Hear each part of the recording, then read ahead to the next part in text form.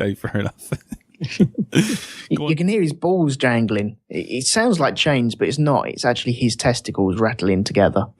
Nice. Oh dear. Actually, I'm gonna have to pull out my. Pardon? Oh, sorry. I was gonna steady. Turn the camera off. Turn the camera off. Yeah. Webcam. No. No, it's all right. Don't worry. I was gonna do a picture of my big chap. Pardon the phrasing.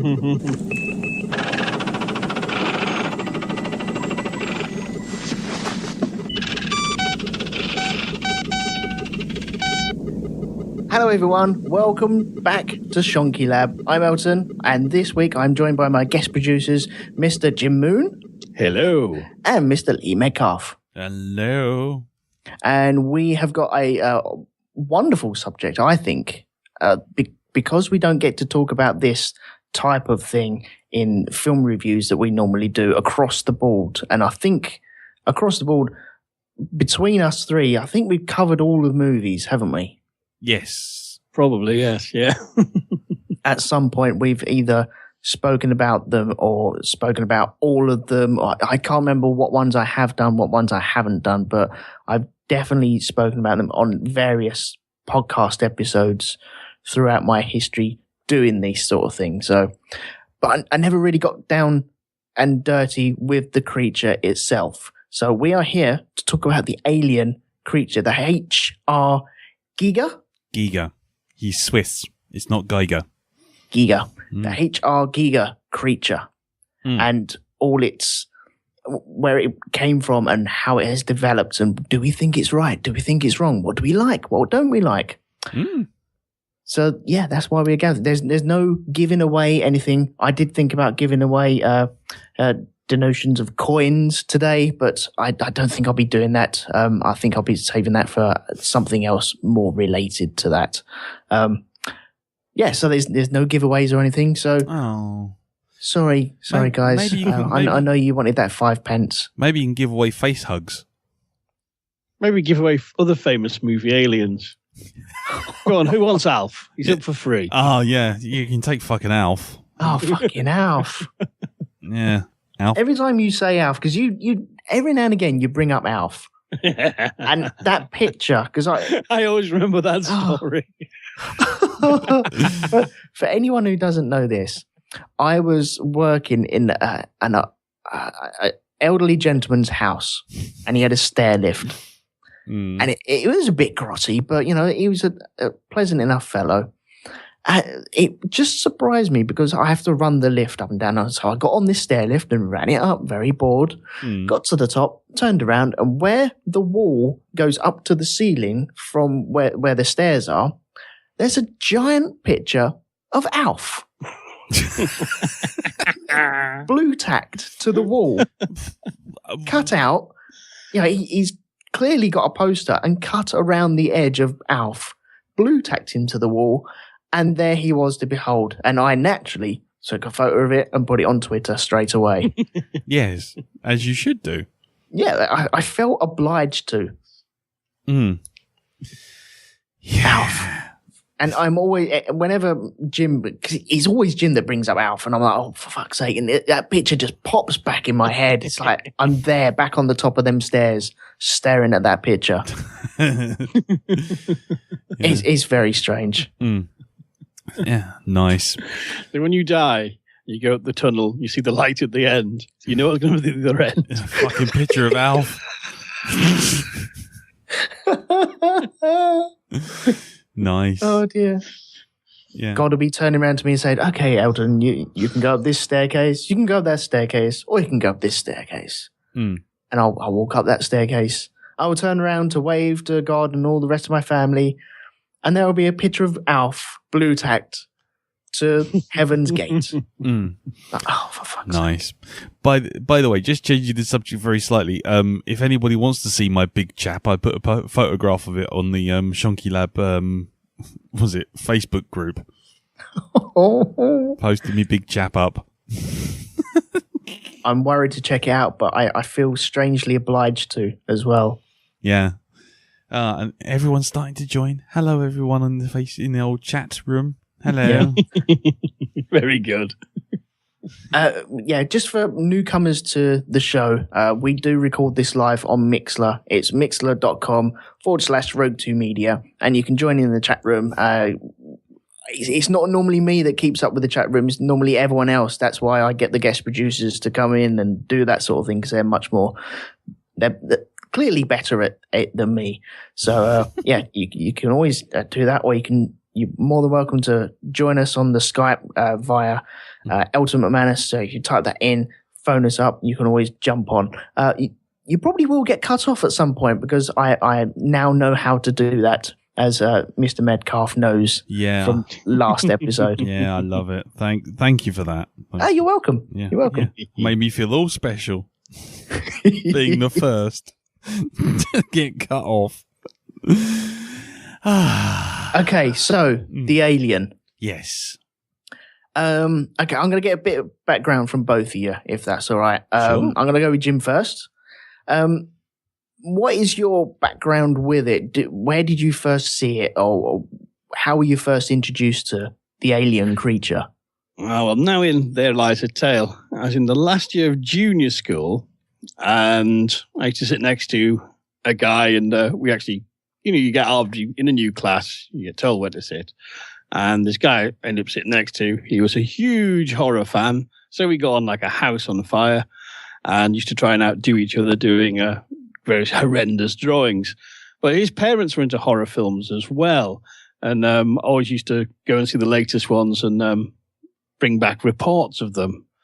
Now, we were kind of aware of the film Alien, having seen posters with this egg leaking, that iconic green fart gas from the bottom. And in space, no one can hear you scream. And of course, the big question is, everyone wants to know, what does the alien look like? But there was, this was pre-internet, pre-home video days even. And so there was, nobody knew. Anyhow, my friends, his parents went to see Alien, and then the next day, I got a detailed report, and they say, well, it's sort of hard to describe, sort of big teeth, no eyes, long head, it's slimy. We set about drawing what we thought it looked like.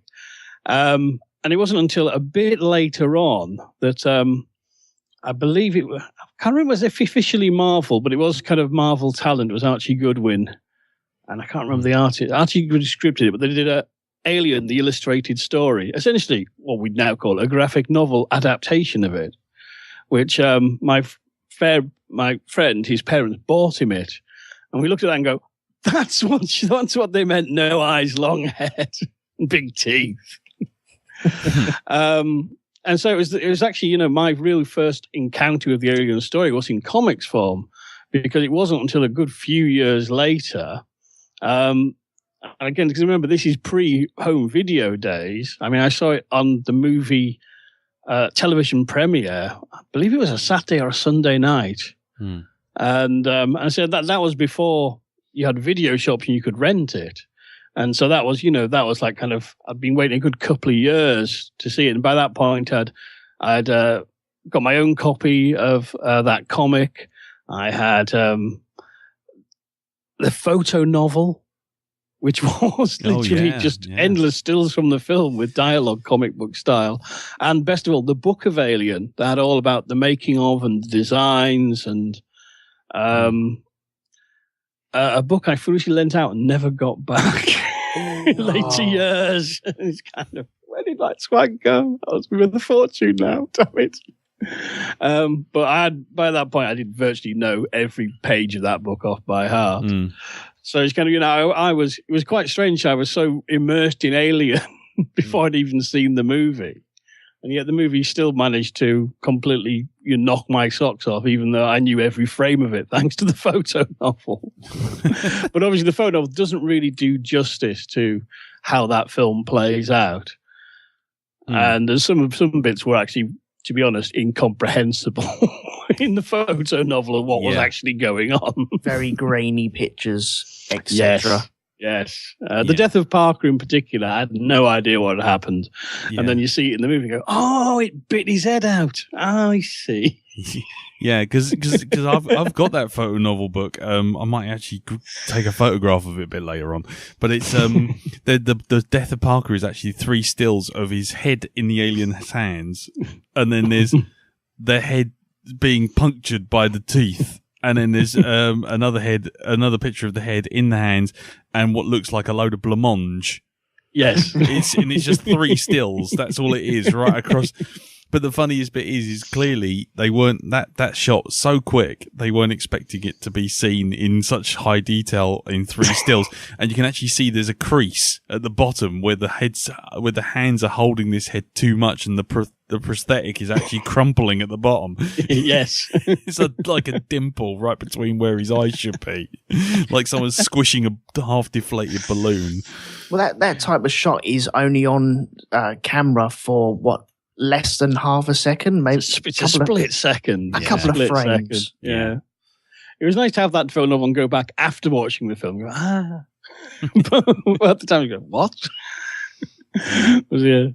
So I mean, I was there from the start as best I could be without actually seeing the movie in the cinema, which being 10, there was no way, even if I stood on my friend's shoulders and with a glue on mustache, would let us in. And if anyone's done that, please let us know in the chat room, because I don't believe anyone got away with that. With a big long trench coat and a hat over your face, standing on your friend's shoulders. 1 for Alien, please. That'd be awesome. Love that. What about you, Lee? Me?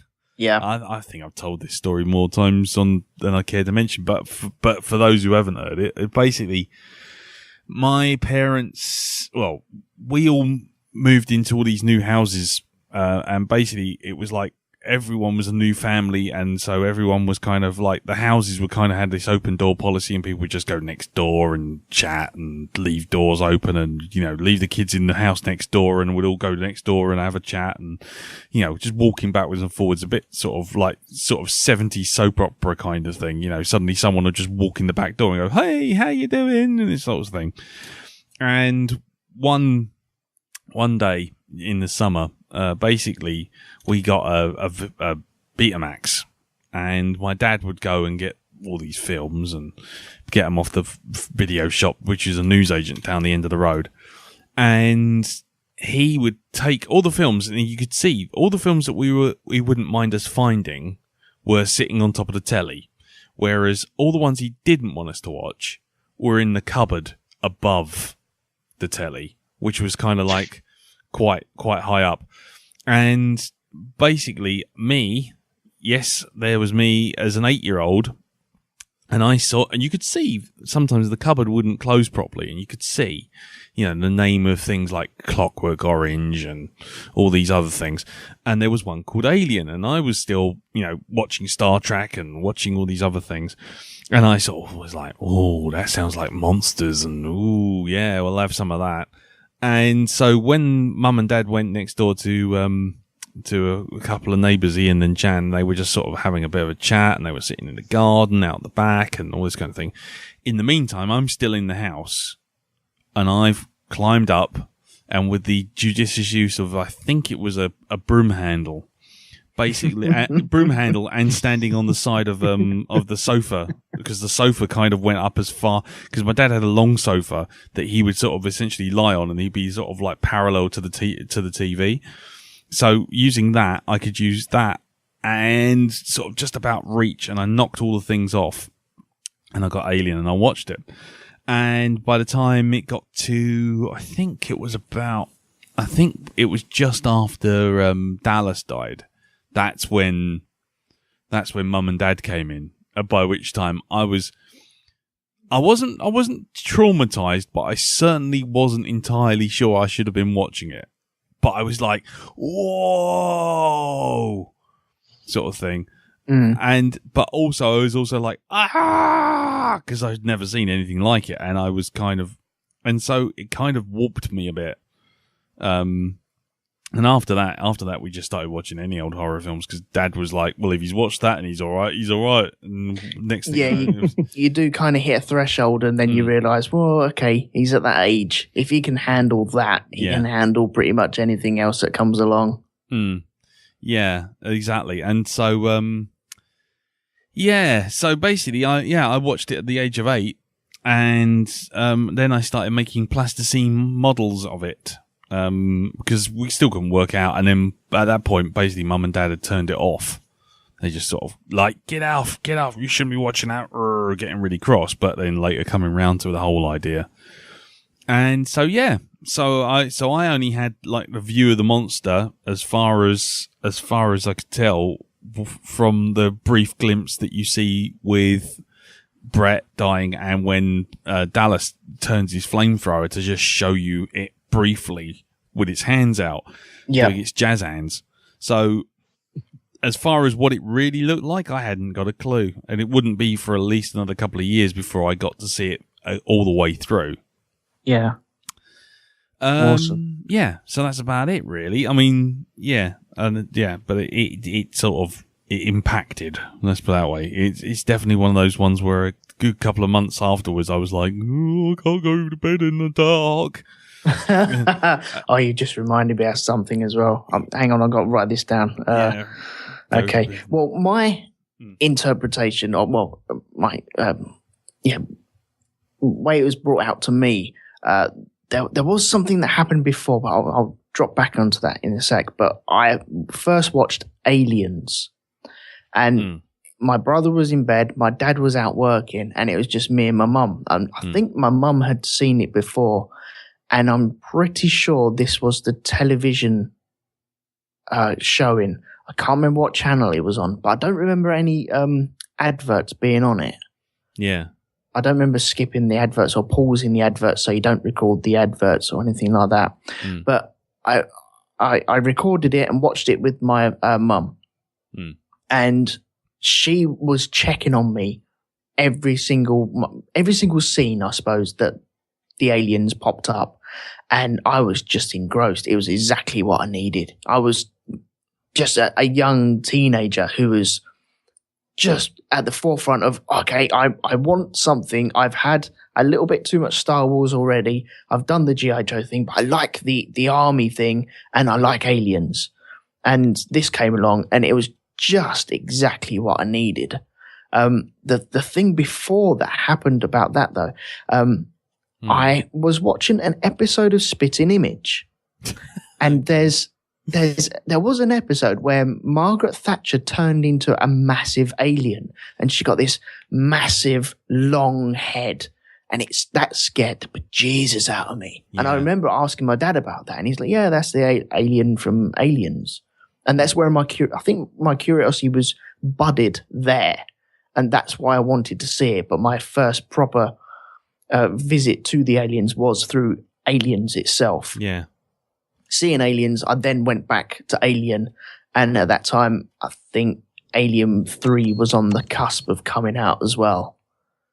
Oh, so right. That's where I stand anyway. I don't know if anyone remembers that scene in Spitting Image. It was at the end of one episode, and someone was having to go at someone. Yeah. It's the one that spit, so I can't remember what the one that spit. Roy Hesseltine, wasn't it? It may have been, yeah. Yeah. I think he was having to go at Maggie, or Maggie was having to go at him, and then she just lost her temper. I think I found it. Oh, have you got it? Yeah, Hold on, there's the YouTube video. Hold on, this is right. Hold on, I'm just gonna have to silence this, otherwise it will just play over the top. But I'll watch it. I'll have to watch it. Otherwise, my whole machine will crash. Your whole system will just go terribly, horribly wrong. Yeah. Yeah.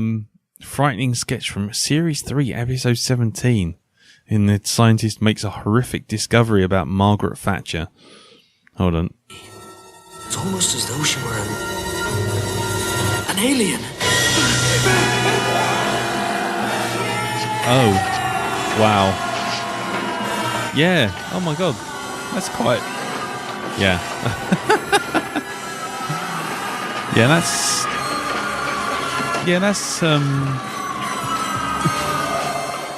That's different.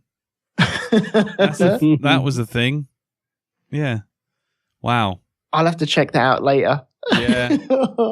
Yeah. It sounds terrifying, though. Yeah. It isn't. It is actually quite grim. I mean, even considering the fact it's puppets, it's like, what the fuck was that? Well, Spitting Image scared me anyway. I never wanted to get famous just in case I ended up on Spitting Image, and so I was terrified of that. Right. Okay. But luckily I didn't. So throughout the movies, what would you say was the best representation of the alien in its, I suppose, in its human form, fully grown form? Oh, go on, Jim. It is the first one. That is a cliche, but I think that is the best. Because they had this fabulous creature design, which they just really teased you with different aspects of it, and arguably sort of later films had technically better costumes, puppets, whatever. But it's just, you can have the best effects in the world, but if you've got a monkey behind the camera, forget it. And it's the portrayal as much as the execution in the first day, and it just makes it just so effective. The way this creature almost seems to have evolved to be able to just, hide among the pipes and the fittings of the Nostromo, and you're never sure something in the background. Is it a pipe? Is it a power converter? Oh shit, no, it's a monster. Yeah. Interestingly, on the chat, there's been a bit of chatting. Andy Plasty says that he thinks that Alien Isolation was the best rendition of the monster. Okay, interesting. For me, I kind of see where he comes from, because that's looking really cool. Thomas McCamberley says it's Alien, and he's with Jim on that. Alien Isolation looks like the Alien from the first one, from the waist up, but from the waist down, it's more like the dog Alien from number 3 with the dog legs. Yeah. So it's a bit more nimble. So it's kind of halfway between two different styles. For me, I have to say the first one, the original, because it's and Frog Stomper agrees, it's the first movie's version of it is the only version which is actually terrifying. I suppose once you've seen Aliens and Alien 3, etc., you may have seen a bit too much of it. Oh, it's not just that, but it's also, as what Jim alludes to. Jack agrees with us as well. What Jim alludes to there, the fact that it's mechanical, it doesn't look like anything. It's kind of steely grey with touches of bronze. It's got pipes instead of veins. Whenever you see it open its mouth, it doesn't open its mouth like a kind of like when you see any of the other films. It goes and just opens its mouth like whoop, open up. You kind of see this kind of weird juddery shudder kind of thing. And it's like a machine. It's like a press kind of coming open. It's going, and they do that, and they have that. They always have this kind of omnipresent steam kind of flashing about all over the place, and it's like it is literally like a machine whirring into life. Yeah, and it doesn't look like anything you've ever seen before. Whereas in like the second one, when you see the drool, it looks like someone's like sprayed a load of, I don't know, crazy foam all over the place. And in the third one, it's got Michelle Pfeiffer lips and it's smooth as a baby's arse. And and in the fourth one, it's pissing so much KY jelly, it might as well just be a bucket of water. It's just everyone gets things wrong from there on in. Yeah, as Giga said of of Alien 4, they took my beautiful creature and made it look like a turd. Oh, they definitely did, though. Yeah, they really did. I mean, to go back to Alien Isolation, it's really frightening because when you're actually in the game, obviously you're more engaged and this thing come barreling at you. It's like, oh, fuck off. No, thank you very much. And it's more fearful because you're more involved in it. and you are, especially if you've got VR headset and a bloody thing's kind of running at you, you can hear it in your ears.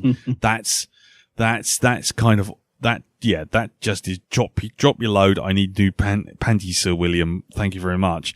But, the sound is awesome. But the thing is with that is it doesn't move in the same way as the first one does. The first one's far more taking its time. It's more elegant. It kind of just, it knows it's got you. It's like a spider crawling towards you. It's not really going to run at you. It just knows it's got you.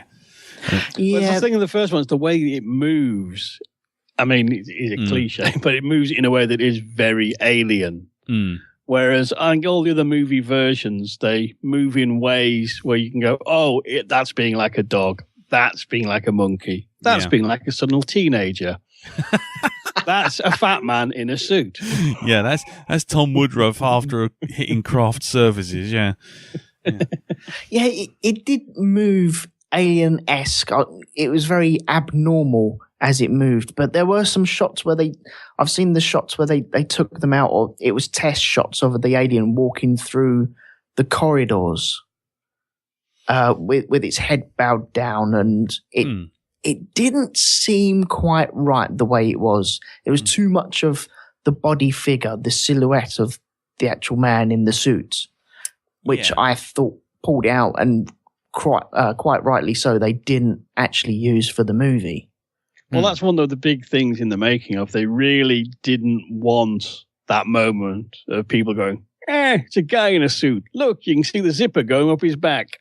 Yeah, exactly. And they worked very hard to eliminate anything that gave you that, I can see what it is. It's familiar. Oh, it's all right. Have some more popcorn. Yeah. And then they worked very hard and thought out sequences to really wrong foot you. I mean, one of my favorite moments in the first Alien is in the shuttle, where it just kind of yoga-like unfolds itself.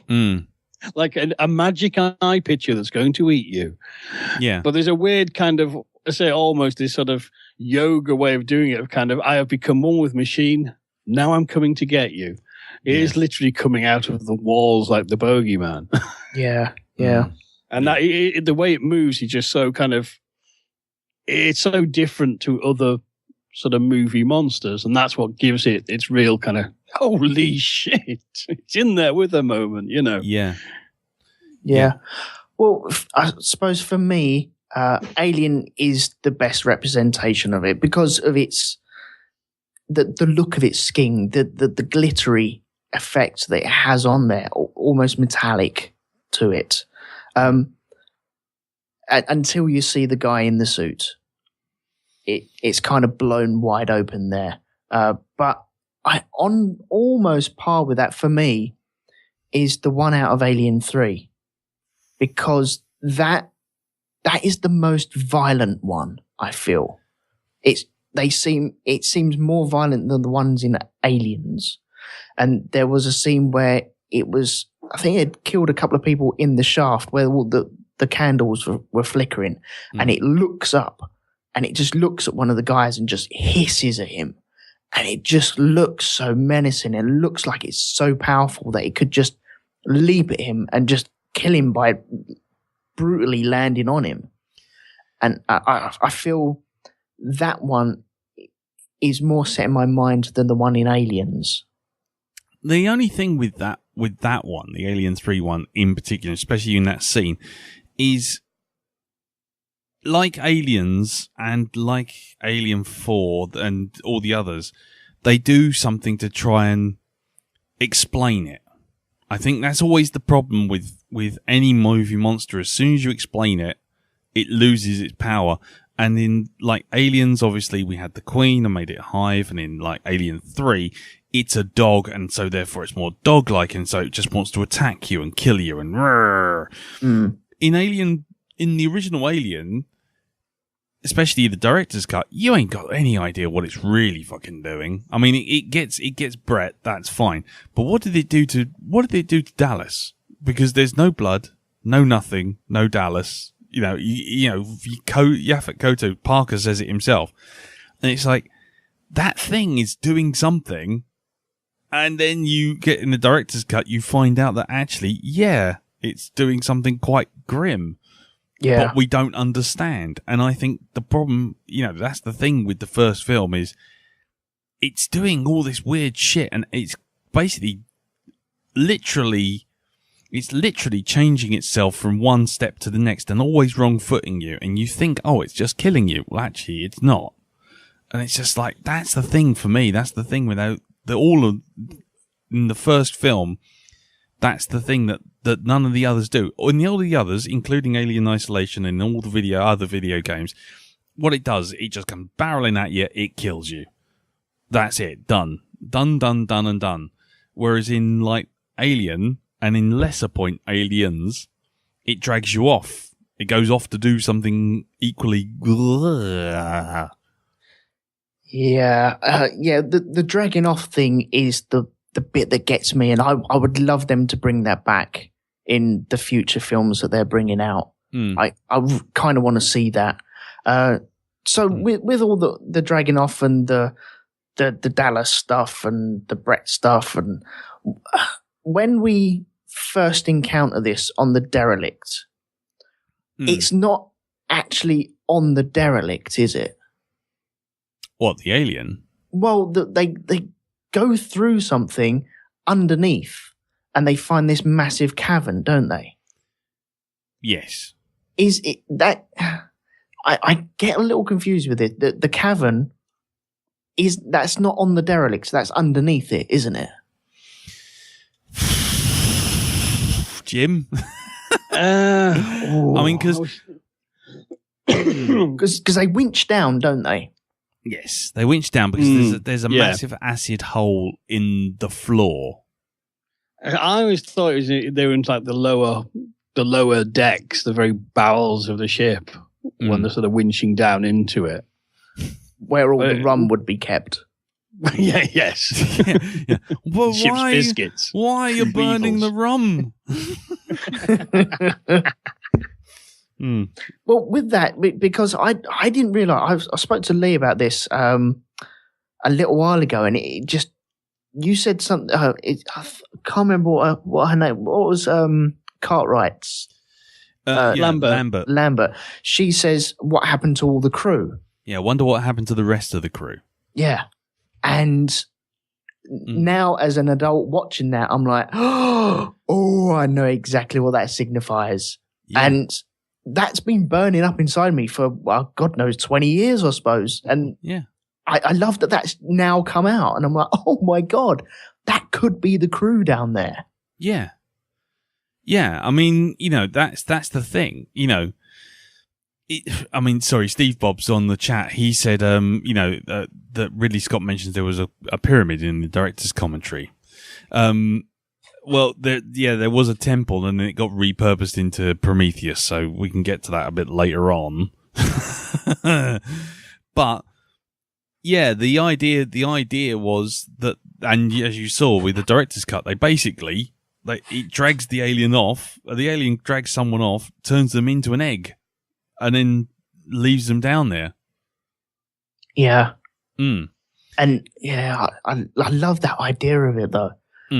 That one of the drones has methodically laid them out in lines as well. Yeah, I mean, the thing with there's a lot of theories about it, but the thing is with that egg cargo bay, is it has that weird laser light going over the top. Yeah, which I always wonder. Well, I like the crew. That's the crew idea. That's great, but. I mean, when I first saw it, before knowing about the deleted scenes, I got the message that was the cargo, and it's got this, this warning laser of, do not pass the laser. Do not pass the laser. You'll get a big, horrible pair of hands on your bonds. Don't break the laser. Keep, and it's kind of like there's that weird sort of ground mist, and you get the impression it's kind of like an enclosed. Cargo, warning, dangerous hazard. It's keeping them cool. There's a laser light saying, keep off. And then John Hurt goes, I like to have a gander at that. What's this? Ooh, pretty. Ah! Yeah. Well, I tell you what, there's one there's one thing I was reading because, you know, I didn't know where we would go with this cast today. And I thought, well, I'll have a look in my Alien library because I do actually have something of a library of these things. I have like the Alien Vault by Ian Berryman? And I've got another one I'm looking at them now. Anyway, I've got about half a dozen books. And one thing that comes up in regard to the whole thing of the cargo and the eggs and the thing is that one of the theories that Dan O'Bannon and Ridley Scott had was that this creature is rogue. And basically it would be a lot more intelligent and a lot more thoughtful and a lot more constructive if it had others of its kind around. And basically it gets born and it spends 4 hours in a cargo bay. It's hungry, it's not fed, and it basically attacks people and then starts just doing whatever comes naturally without actually knowing what it's supposed to be doing. And there's and the kind of implication being that it would end up being like the space jockey. Right, so it would eventually turn into the space jockey. Yeah. And that would be the one that's like the final form sort of thing.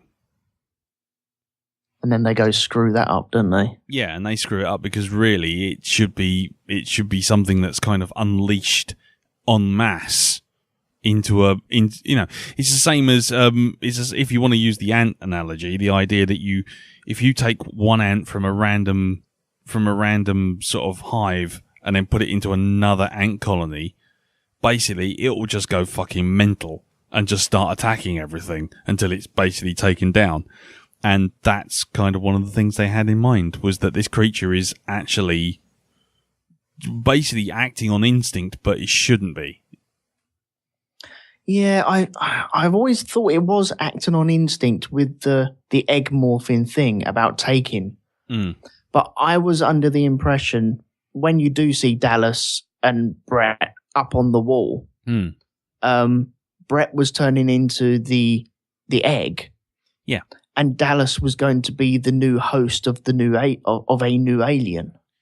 No, he's definitely... That's what I took from that. No, he's still turning into an egg as well. I think Andy or Jim put up a picture from BuzzFeed, which is all the artwork. Yeah.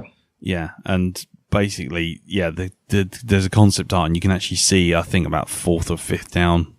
A bit further down than that, actually. That there's a picture of Dallas and Brett actually in the walls being turned into like goo. See, once I realised that, I prefer that idea because then you get two instead of one. Yeah. I just love that idea. I think that's... Well, there's also the thing Geiger did, and it was this life cycle kind of hieroglyph they were toying with having in the sort of the alien pyramid. That's which right. I will now put in the chat. Oh, yes, please. And they're also playing with the ideas of kind of, this is a worship sort of creature, and this is kind of a holy parasite sort of. That's right. And that's a sort of an interesting sort of angle on it as well. I mean, I just love that. I mean, that was in the Book of Alien when I first saw that, the life cycle picture. Yeah. And, yeah, it hints to it that there's more to it than just a killing machine, which, of all the things we're discussing, this is what I find interesting, is that in the first Alien, you have these hints that there's something more to it than it just being something that's coming to eat you. Yes. There's other aspects to it. I mean, I don't know if this story is apocryphal or not. Legal probably will know, but there was the idea they toyed with that at the very end, it would kill Ripley. Yes. But the last shot, you'd hear Ripley doing the log, then it would pan away and you see it's the alien doing it. The alien some people hate that idea, but I kind of, if it was done right, that could be one of the biggest twist endings ever, because that would be the real kind of, oh my God, this thing is intelligent. Yeah. This thing is really, really intelligent. It can mimic her voice. It knows what to say. And it's now got itself a nice package back to Earth. Yeah. Yeah, they were actually going to film it, and then they couldn't make it look convincing. And eventually they just kind of dropped it entirely because I think the studio just turned around and said, no, this thing's killed everyone. We have to get rid of it. You know, but Ridley wanted to go for a much more weird and dark ending with it actually literally picking up like this is Ripley, last survivor in Nostromo signing off. And it's the creature saying it. That could have been a breaking point though. That could have either made the film or absolutely ruined it and sent it into a spiral where we would have been mocking it now. Yeah, exactly. Well, it's the 70s. It's kind of one of those kind of, hey, let's just try it, man. We're all out there. Interestingly, looking at the hieroglyph, it reminds me of another little thing. And this is, we're not really talking about the creature, what we are. But the thing, if you look at the egg, you see it's only got one slit. In basically, the egg actually got a cross slit in the film because it looked too much like a vagina, and they didn't. They put the kibosh on that. Well, pretty much. You also see that the facehugger as well got two pairs of hands. Yep, that's right. I do like this kind of one almost Judge Death-like hand that pops out like an evil Jack in the Box. Yeah. Oh, what the one with They based it on a pair of pliers. Oh, yeah. Andy's going, from Giga? Really? I'm shocked. Yeah. The alien, everything looks like a vagina. Yeah, everything's like that, though, isn't it? But, okay, let's go back to the egg, the very starting point of this. Okay. We see the egg underneath all the mist, but it's dripping upwards. Yep. Yeah. Is there anything to explain what the hell's going on there? Or is that just a nice effect that they've added on there? I haven't read anything to explain it other than just it looks cool. No, that's the only thing I've ever heard. I mean, unless Jim's heard something different, but I as far as I ever heard, it was just that they wanted to make it look like it was alive and bubbling. Yeah. And so they just basically, they filmed it upside down. It's basically what they did. I think it's just one of those little touches. It just, it gives you a sense that there's something very wrong here. Very much so. The ordinary laws of nature are being subverted and messed about with. And it's a wonderful little detail. And it's the kind of little details, atmospheric sort of touches you get in the first Alien that are for me are very, very lacking in all the sequels. Yeah. I mean, if you go back and look at old editions of Starlog and Fantastic Film and Fangoria, whatever, and all stuff people writing about Alien before the sequels came along, you have a lot of talk about how this is a very Lovecraftian film, and it's the idea, kind of, instead of the elder gods coming to Earth, mankind's gone into the cosmos and encountered them. Yeah. And, there's that, Giga was a huge Lovecraft head, and there is that kind of, there is an occult and a cosmic sort of, a cosmic black magic that runs through a lot of his work and his paintings. I mean, he got the gig because, they were looking through one of his art books, which is called Necronomicon. And it was one of the images in there that said, let's get this guy to build the alien. Yeah. And it's kind of, it's all that kind of stuff that gives the creature this context. And the fact that it's never elaborated on, I think that's what really makes it stick in people's mind, this kind of the wrongness you get, that kind of, there's something really, really wrong. It's like the carrying people off. Again, it's kind of, I think, in his non-fiction book, Dance Macabre, Stephen King at one point does this fun little quiz where he gives you a one little sentence, a description of a film, and you have to guess what it is. And it's his kind of pick of, I don't know, it's something like 20 most scary films. Yeah. And the one for Alien is some astronauts go into space and they pick up a hitchhiker. Unfortunately, the hitchhiker turns out to be the bogeyman. Yeah. And that's really hits a nail on the head for the first Alien. And that's kind of, it's all the little touches like slime dripping the wrong way, the weird fog, the kind of just the fact that the ship they're in looks like a kind of alien haunted house. Yep. That's the power of the alien creature. It's in that context. And it's something that context loses later on when it just becomes, well, all that bone and giga shit, that's just stuff it just does. It's like its nest, sort of. You go, oh, all right. Yeah. Yeah. I mean, there's a lot of things that they did in, with the egg, for example, which they never did with any of the other versions. And, including things like, is it Nottingham lace? Is it? Yes. That's just in the top as it opens up. Yeah. Basically, what they did was they actually created literally like a fetus, like an embryo in the egg. So it's literally the stuff that sits over the top of the face hugger. When you see it all sort of jelly and kind of thing going around, and it kind of opens up with that kind of noise. It's actually the boiled inner lining of a sheep's intestine. Yeah, I've heard that. It's just very veiny and such. But because it is a Giga representation, you have that sexual connotation with it as well, don't you? And I always took away that is kind of like the Harmon of that egg, and it has to burst through that to get out. Yeah. Oh, yeah. It has to break the seal. Yeah. Well, that's also why it kind of springs out, I guess. What I always appreciate with that egg as well, which you don't get in the other films, is that the egg is semi-translucent. Yes. So that when you and it's, again, it goes back to nature. These egg, you don't see an egg with a shell. Yeah, and as Jack Woodgate says, it was actually Ridley Scott with his hand in a pair of marigolds doing the alien inside the egg. And basically, so when it opens, so when Kane shines a light on it, and you see it kind of going and fluttering about inside, it's like, oh. No, that's just absolutely no.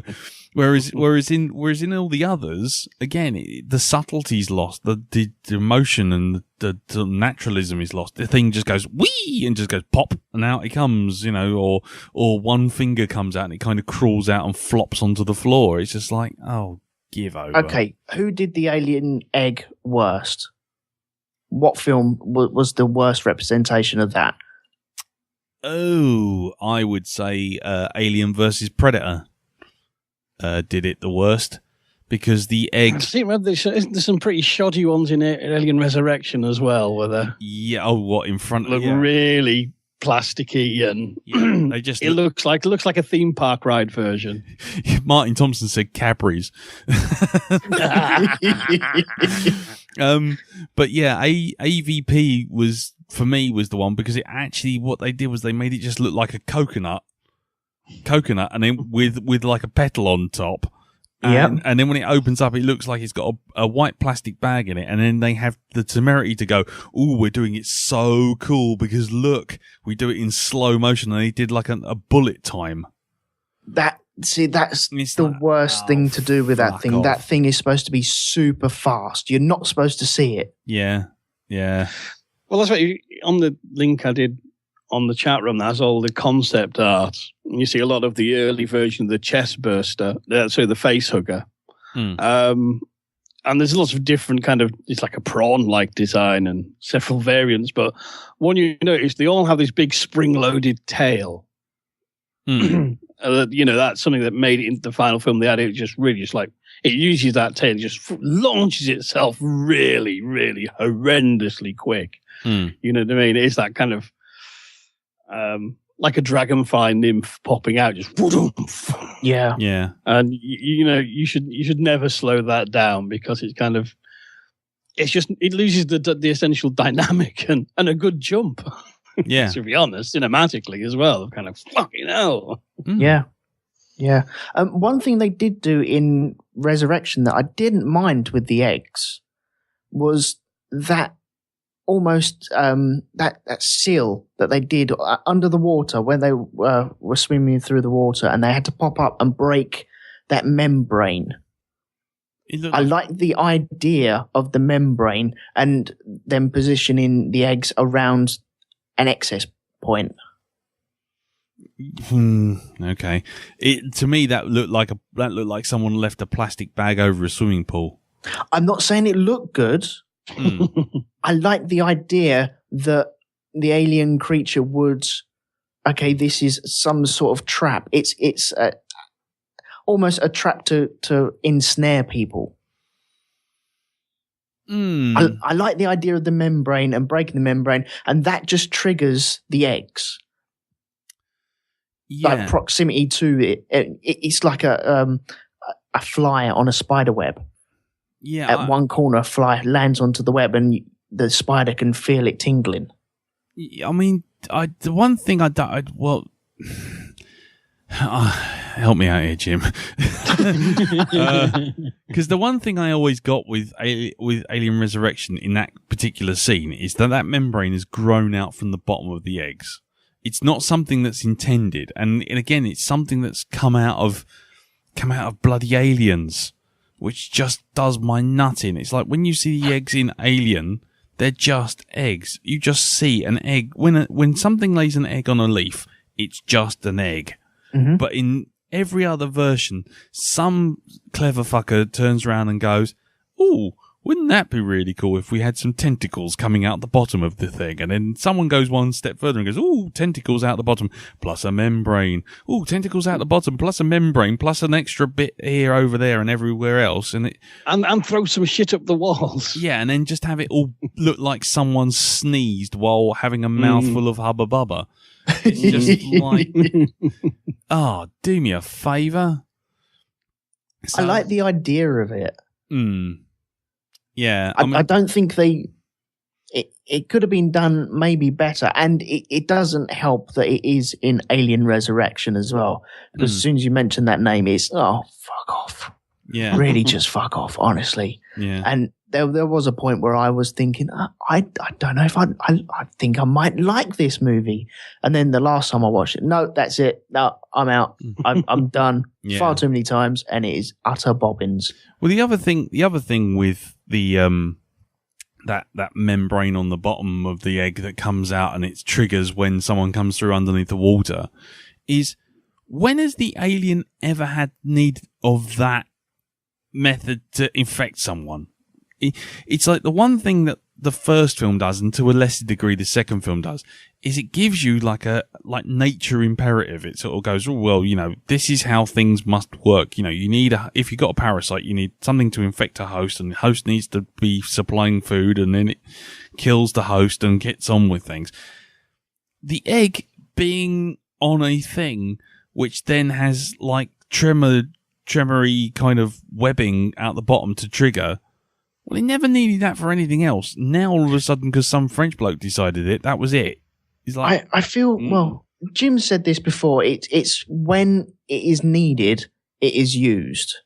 And because it is an Alien Resurrection, the aliens move differently. It's a different type of movie. It's a hunting movie and an escape movie rather than a science fiction horror movie where the alien is the main part of this. The problem with the Alien franchise is it's too much about Ripley, and that balls is everything else up. And really, it's actually called Alien, guys. So let's do the Alien, maybe, I don't know, and let's do it right. Yeah. But I think it serves the narrative in that movie. It works quite well in that movie, even though it is utter shite. But you put that membrane in Alien, it doesn't suit it. No, and it's unnecessary. It just doesn't work. There is no need for it. But I feel it was a nice touch in that poor movie. Okay. Well, it's just lovely. Well, speaking of that, let's just talk about the life cycle. Because, I think other films have tried to elaborate on the life cycle and done it, well, they chose poorly, shall we say. And The Rock does start in Aliens, where James Cameron makes the mistake of thinking that the alien nest looks like the derelict. And they kind of, that was an alien culture that's got alien eggs in it. Yeah. The aliens didn't make him look bony and biomechanical. No. Wrong. Yep. But I mean, I think kind of the actual concept of the life cycle is very interesting. I mean, I've got a few controversial things maybe to say here, but Okay. I mean, Alien often gets praised for the, shall we say, the biological realism of it. Whereas actually, as far as I know, I don't think there's actually anything that has the kind of alien setup. It has an egg. Okay, lots of things have eggs. Yep. Lots of things have things that hatch and become parasites. Yep. But the fact then that you get from the parasite, it then incubates in a host, then jumps out, and then becomes this big thing. It's a weird kind of two-stage thing. Normally in parasitism, you have the egg laid in the host. You don't have an egg, then a parasite that jumps out onto something. Whoa. There is actually a wasp, which does, I think it's called the tarantula wasp. I shall just Google it, which is a horrible thing. You're going to love this when you see it. But doesn't that lay the egg onto the host? Yeah, well, it does, yeah. Well, firstly, what it does is it paralyzes the tarantula, drags it off to its nest, and then lays the egg on the host, and then the egg basically opens up, the creature then burrows in, and then... This has got to be in Australia, surely. No, If you say Brixton, no, that's not happening. Yeah, the tarantula wasp, you're going to love this. Allow me to give you a picture of this. You're going to love this. let me just get a nice little imager version of this, and I'll stick it in the chat room for everyone. By the way, people in chat room, I'll be refreshing the page very, very soon. So if it all goes quiet, just refresh it, and then we'll be back with you. There it is. It's in the chat room. Have fun with that. Yes. Yeah. Now this fucker is just the worst. It will sting. Yeah. Oh, Jack Woodgate just goes, fuck off. Yeah. Basically, it will sting a tarantula, a full-size one, and and Andy's got a video, a handy-looking video. No, I'm just going to stop that. Brazilian wandering spider versus tarantula hawk wasp. Scary nature. There you go. I think I may have seen that. Yeah, yeah, there you go. So, yeah, and this thing it'll nip off legs and everything. It'll just drag them off, and there you go. And that's like 99.9% of the way towards Alien. I mean, really. No, so my point was that what the alien life cycle has is a 2-egg system. Yeah, the egg lays an egg, doesn't it? Yes, yeah. And now the interesting thing I think that hasn't been explored is why? Yeah. Oh, I see. I see what you mean. What's the biological need to do it that way round? I would tell you why. With that, I feel the main egg itself, that can be set down and that can be left for whenever. That could be the next day, 100 years, 1,000 years. And as soon as it is triggered, it will work perfectly. Then you get to build your alien. So that if you had a biological or mechanical entity, it would either fail or die. And I feel the egg system with the face hugger inside it, you can just set that trap or set that to wherever you want, and then they will bring out a new colony from that. So that is just a timeless way of keeping your species alive. Yeah, I mean, Jack Woodgate says it would make more sense if the facehugger laid a number of eggs in the host. And Doreen says, from the person who's only watched Aliens, theatrical, how can an egg lay an egg? Well, yeah, that's kind of the problem we're having. I mean, I think you're right, Elton. I think that the idea is that in nature, what tends to happen is an egg is there, it hatches, and then basically the parent or a food source takes care of it. I think that the facehugger is actually the method of getting a weak alien. Because when I was really young, I mean, maybe this will come on to a totally different subject, but when I was really young, I actually thought the baby alien was already inside the facehugger and it was just like a delivery system. Because people wouldn't put their face... that could work. They wouldn't, so it was like a little embryo already gone. So it was literally just a traveling method. It was only in Aliens when you started seeing them walking around, those facehuggers. But as far as anything else was concerned, it was just literally just a case of bang, hit you. Or you can go the Giga route and say, well, actually, it's a pair of balls and it's sperming in your throat and it needs the acid in your stomach to make its own defense system. Ah, okay. So it feeds off your stomach lining and all the acids in your stomach. Yeah. The only here's another point which potentially might ruin everything for everybody. But it's kind of, there's a massive plot hole problem in Alien. And that is, it is biologically nonsense that something the size of the chest burster can become the big chap in a matter of hours. I mean, you find a sloughed off skin, which suggesting, it has an exoskeleton. If it needs to grow, it has to shed its skin. But, biologically, it's got to go. To get something from chest burster, hello, my darling, hello, my dear, that size, to a big chap, a 7 foot African student in a suit, that would take years and years of different, what biology you call instars.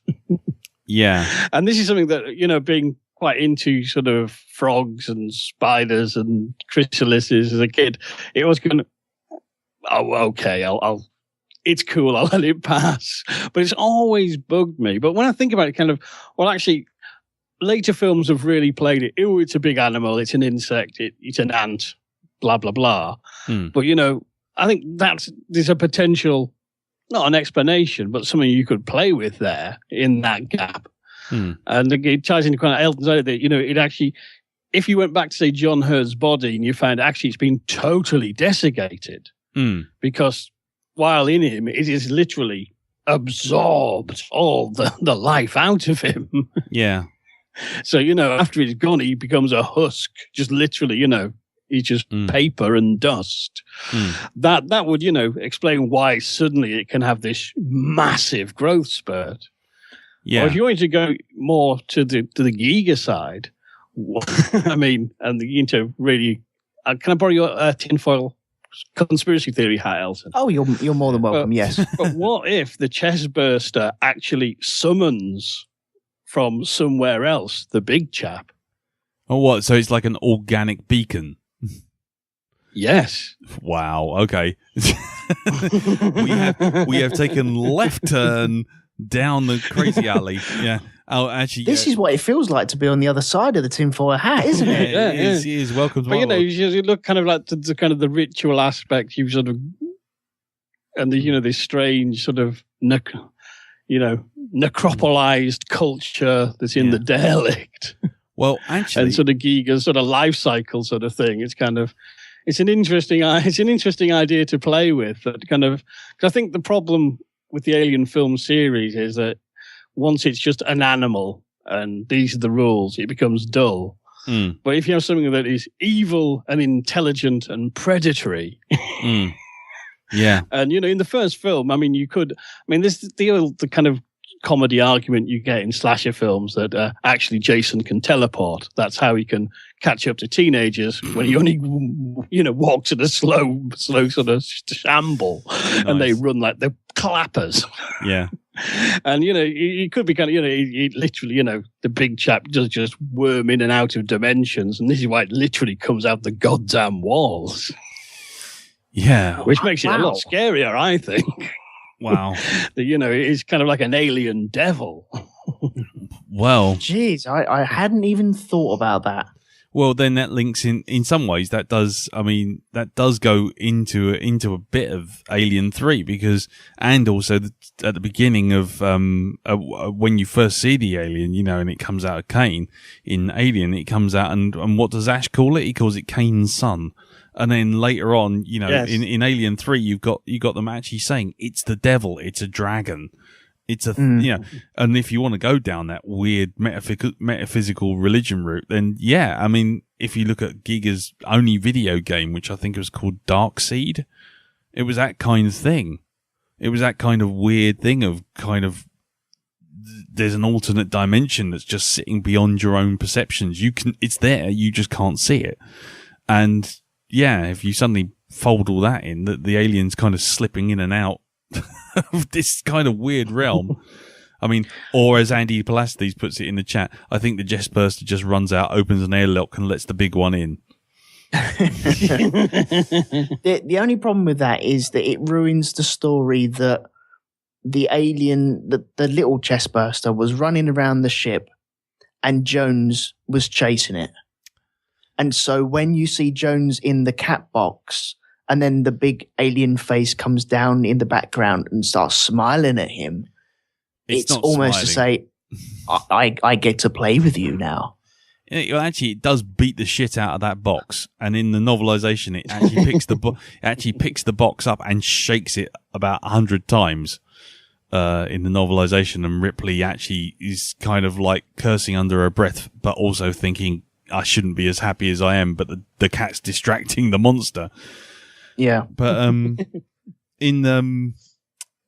was I going to say? The one thing with its growth is that they do cover it in some respects. That in Alien, when Ian Holm Ash turns around and says, it doesn't need nutrients, or it's getting its nutrients from the atmosphere, and it's turning its outside skin into polarized silicon, sloughing it off and becoming, basically adapting to its environment all the time.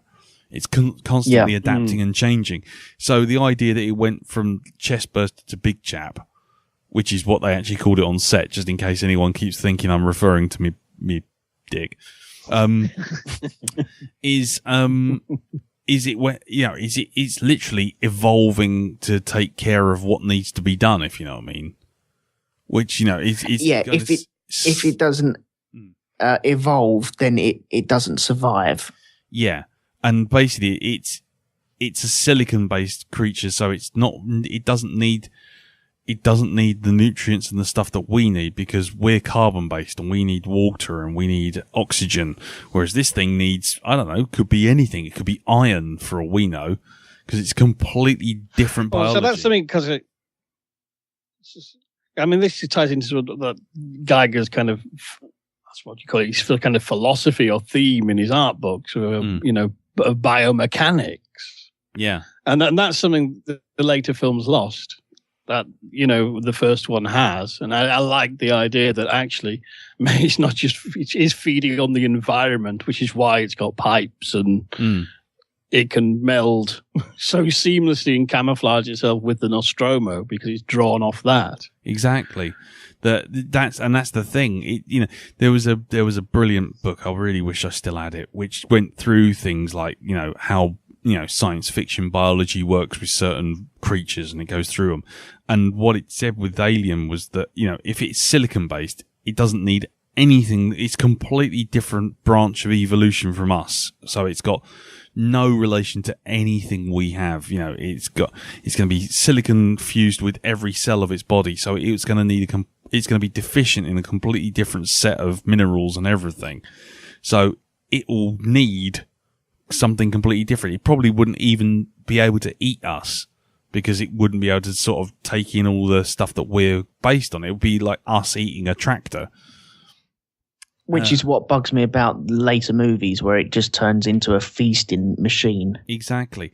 And but the only thing they said that kind of counters that, kind of blows that all out of the water is, well, if it's constantly evolving and it can't feed on us, and it doesn't eat anything that, would even be anything in our entire mammalian sort of genus, couldn't eat cats, dogs, pigs, anything. It's like, well, then what does it need those teeth for? And it's immediately, because biologically you wouldn't need them. it would be I don't know, sucking on a drain pipe or something. It would be sort of trying to absorb from the decking or. You'd have a set of monkey wrenches. Exactly. Yeah. it would probably be chewing on one of those monkey wrenches more than likely. So it's interesting that if you do sort of go down that, and then as Jack says, how would it grow in a human host? Well, the only thing you can say there is that it's actually growing inside a big bucket of sulfuric acid, which is in your stomach, which is the only thing which kind of bears out. It's like, Ollie's going, baby. Yeah, and yeah, as Doreen says, if the alien is silicon-based, how could it breathe in oxygen on ships? Well, it doesn't. That's the thing, because in Alien, as you've seen in Aliens, but in Alien, it gets blasted out the airlock, and it's still perfectly happy to keep on ticking. It's quite happy. Yeah, it has no problem being in space. And in Aliens, the Queen goes straight out the window, and again, it's like, there's no air, but it's still like thrashing about like a mad thing. Yeah, so it doesn't. Something that's something else we've never been touched on. Mm-hmm. It has no bloody eyes. Now I know. I think is it later. I think was it just the games where you do get an alien point of view, weird distorted fisheye lens shots. That's the third film. That's the third film when it's chasing ex-RADA actors down a corridor. Yes, that's right. Yes, but yeah, it's kind of. I find it very interesting. I mean, going back to like my first impressions of it. What do you mean it doesn't have eyes? You know, does it have a big white king? You know, how's it get about? Well, I think that's a glorious thing about it, that because you can't see in, like the eyes of the window to the soul, and you can't see into that. Yeah, I mean, Giger when Giger had the original design, which came from one of his artworks, which is called Necronom 4, I think it is. Yes, yeah, that's the fella. There are actually eyes, big black eyes on the side of this design, and they actually use that inside the novelization. Alan Dean Foster used it, that, you know, you'd keep seeing these big eyes, and you even see the thing's eyes in when Ash is in the medical bay and Ripley creeps up behind him and says, "Oh, well, that's interesting. What's that?" And you can see what is essentially really a chick's fetus being x-rayed, but it's got these big black eyes. And that's because when that scene was shot, the novelization was taken from the first draft. They still hadn't seen the monster at that point. They still hadn't had it finished and designed. And Giger actually removed the eyes from Necron 4 because he said there's nothing more terrifying than not knowing where this thing is looking. Or, you know, not even sure you can sneak up on it because you don't really know if it's looking at you or not. A bit like spiders. You know, spiders got these little dinky black eyes and there's hundreds of them, and you look at it and you think, are you looking at me? Or are you looking at the wall? Can you even see me? What's going on here? And the fact that it's completely implacable because it's got no features you can read. Yeah, it's like, it's a bit like, oh, okay, fair enough. It's one of the things, it's subtly, again, breaking the rules of nature that we understand. Yeah. So to just wrong foot you yet again. Yeah, exactly. I think Guy gets instincts for right, because I think, you know, if you give things eyes, they instantly become more human. Yeah, exactly. They become more relatable. If anyone wants to knock up Photoshop and stick googly eyes on an alien, feel free. I would do, but as soon as I fire up Photoshop, my hard drive goes completely bananas, and so I would probably start sounding like Norman Collier falling down some stairs. Doreen said, "Does it use sonar, or maybe it's using sonar?" And that's interesting. I don't know. I don't think we, apart from Alien 3, which is a complete shambles, and I can dismiss entirely as far as seeing its point of view.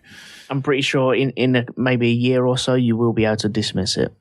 Yeah, I hope so. I really, really hope so. But Yeah, I mean, there's no real sense of how it finds anyone because again, I'm giving all this away. I've suddenly realised Doreen's not seen Alien, and so I'm basically giving away pretty much everything. But in the case of like, how does it find Dallas in the tubes, in the tunnels? How does it actually find him? Because it's not using its eyes and it's not using sonar because it's inside a tunnel that's a completely different floor and level from him. I don't think it finds Dallas. I think Dallas finds it. No, because there's that whole thing when Lambert, Ollie's saying it smells fear. Yeah, everyone can smell fear, but no, Ollie, it's not a chihuahua. All right, but no. Actually, when Lambert's looking at the motion tracker, she goes, "Oh, it's coming right for you, Dallas. It's coming right for you." And she panics, and he's just sitting there going, "I just want to get the hell out of here." And you can see it going, "Whip it, whip it, whip it, whip it," and it's getting. That's right. Yes, it's like the worst ever game of Pac-Man. but in that scene, I feel that it's positioning itself. It's not doing let's say an Aliens or Alien 3 where it's chasing him. It's positioning itself, and so Dallas will inadvertently bump into it, like a coming to meet him.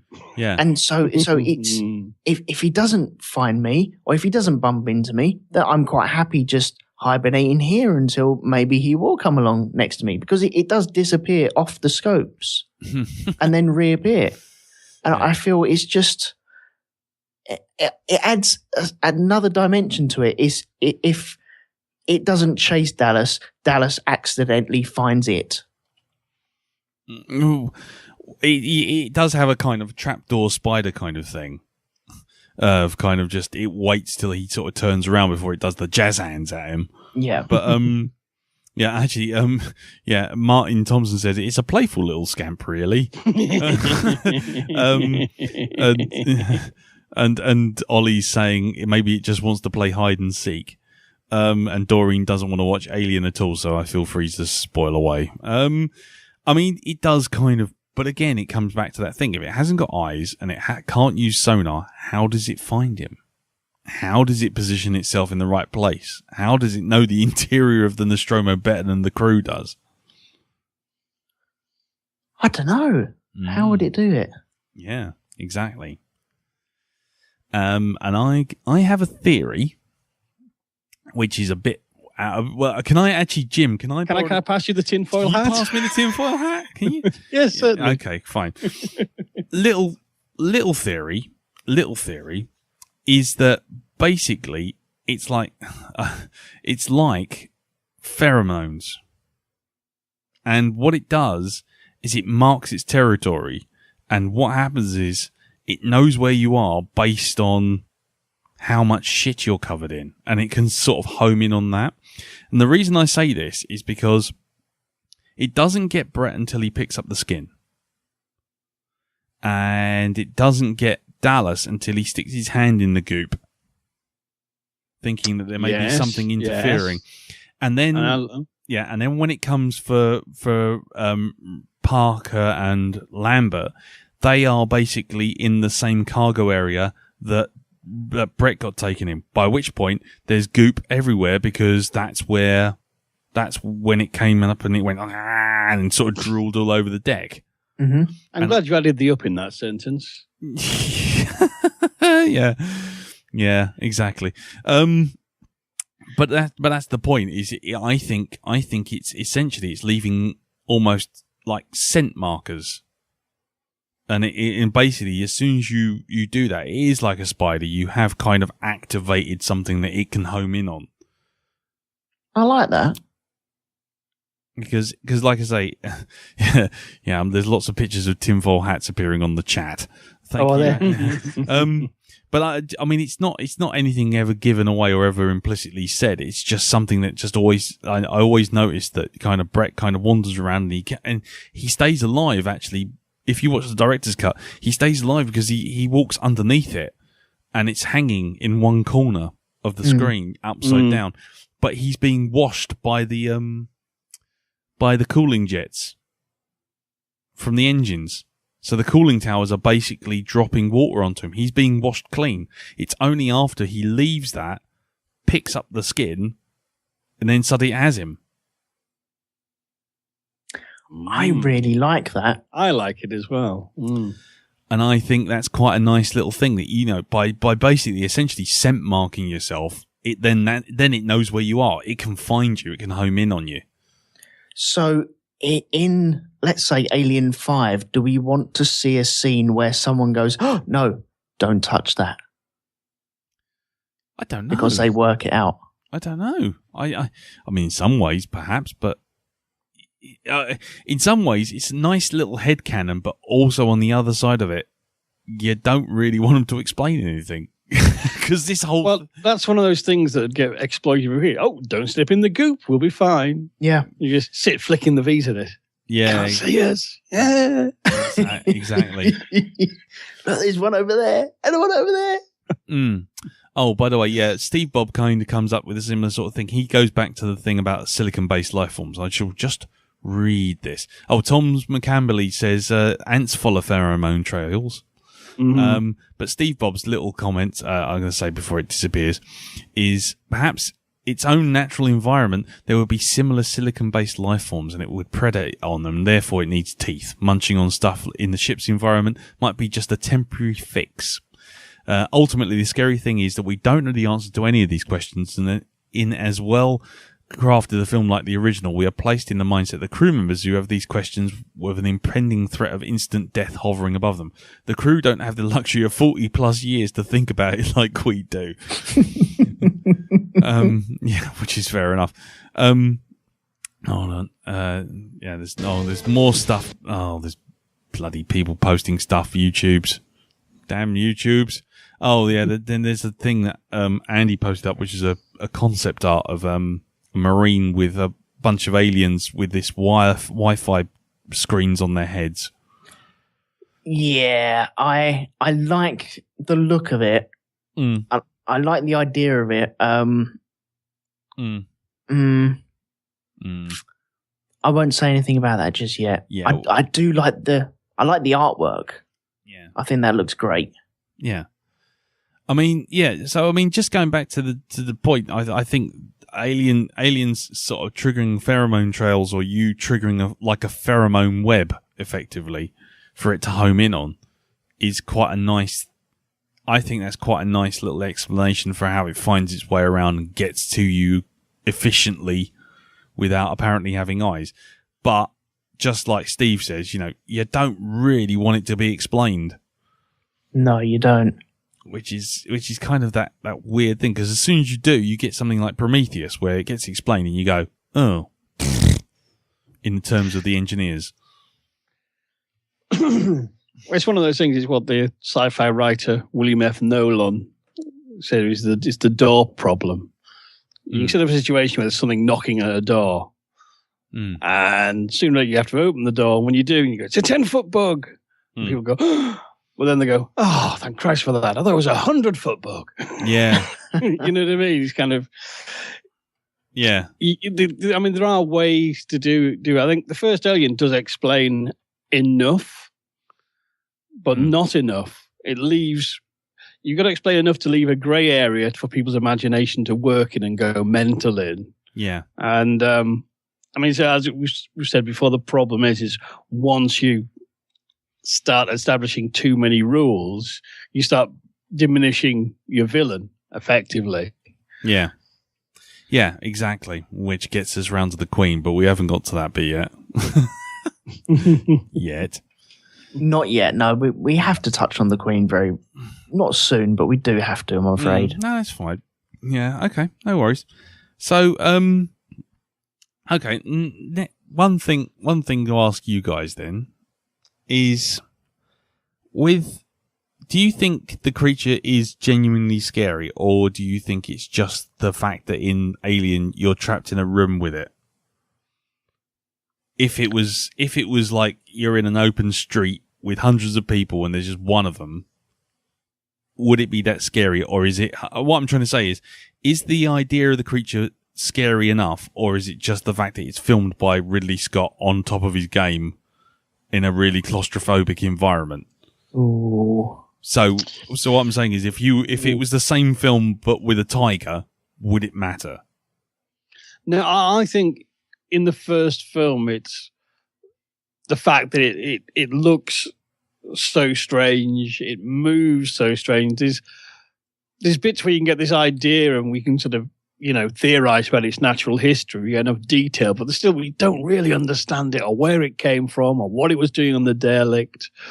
And I think it was so different from other movie monsters that made it a scary thing, because your mind, you couldn't quite grasp, you get your head around what it was and what it was doing. I think in later films, aliens from that is kind of, you stick them anywhere and I'll throw pies at them and laugh. Yeah. They're not scary. And that is largely because they've just become dumb animals. It might as well just be a shark on legs. Yeah. Yeah. Thomas McCambley also says it would still be scary in a fully lit zoo. Yeah, I think fair enough. What about you, Elton? I feel later versions of it, especially from, Aliens did scare me. Alien 3, I just looked forward to seeing it. It became a dinosaur in Alien 3 onwards for me. Yeah. Whereas it shows threat, and you can feel peril from that threat, but yet it's gonna be all right. But with Alien, it was such a peculiar creature, and when I was first introduced to it, the long head, I just wondered what was all that about. I'd never even thought about doing anything like that, drawing anything like that, creating anything like that. Why has it got the long head and the tubes on the back, on its back, and that funny spine fin thing on its spine? It was so peculiar, and I feel if it was in the middle of a park, you'd want to get close to it, but not too close. There'll be other fuckers with their cameras out taking pictures of it, and you think, go on, just go a little bit further, just a bit closer, you little cunt. Yeah. I'll take you out. Go on, away you go. Yeah. When it's hunkered down and hiding, or when it was in the vents before it got Brett, it's just dangling there. It's so peculiar. With a tiger, as you said, the tiger wouldn't be doing that. Yeah. Now, I think a lot of its scariness is the behavior. Because in the first film, the alien is a villain. In the other films, it's just a monster. And often it's multiple monsters, and it loses that being an individual, organized threat.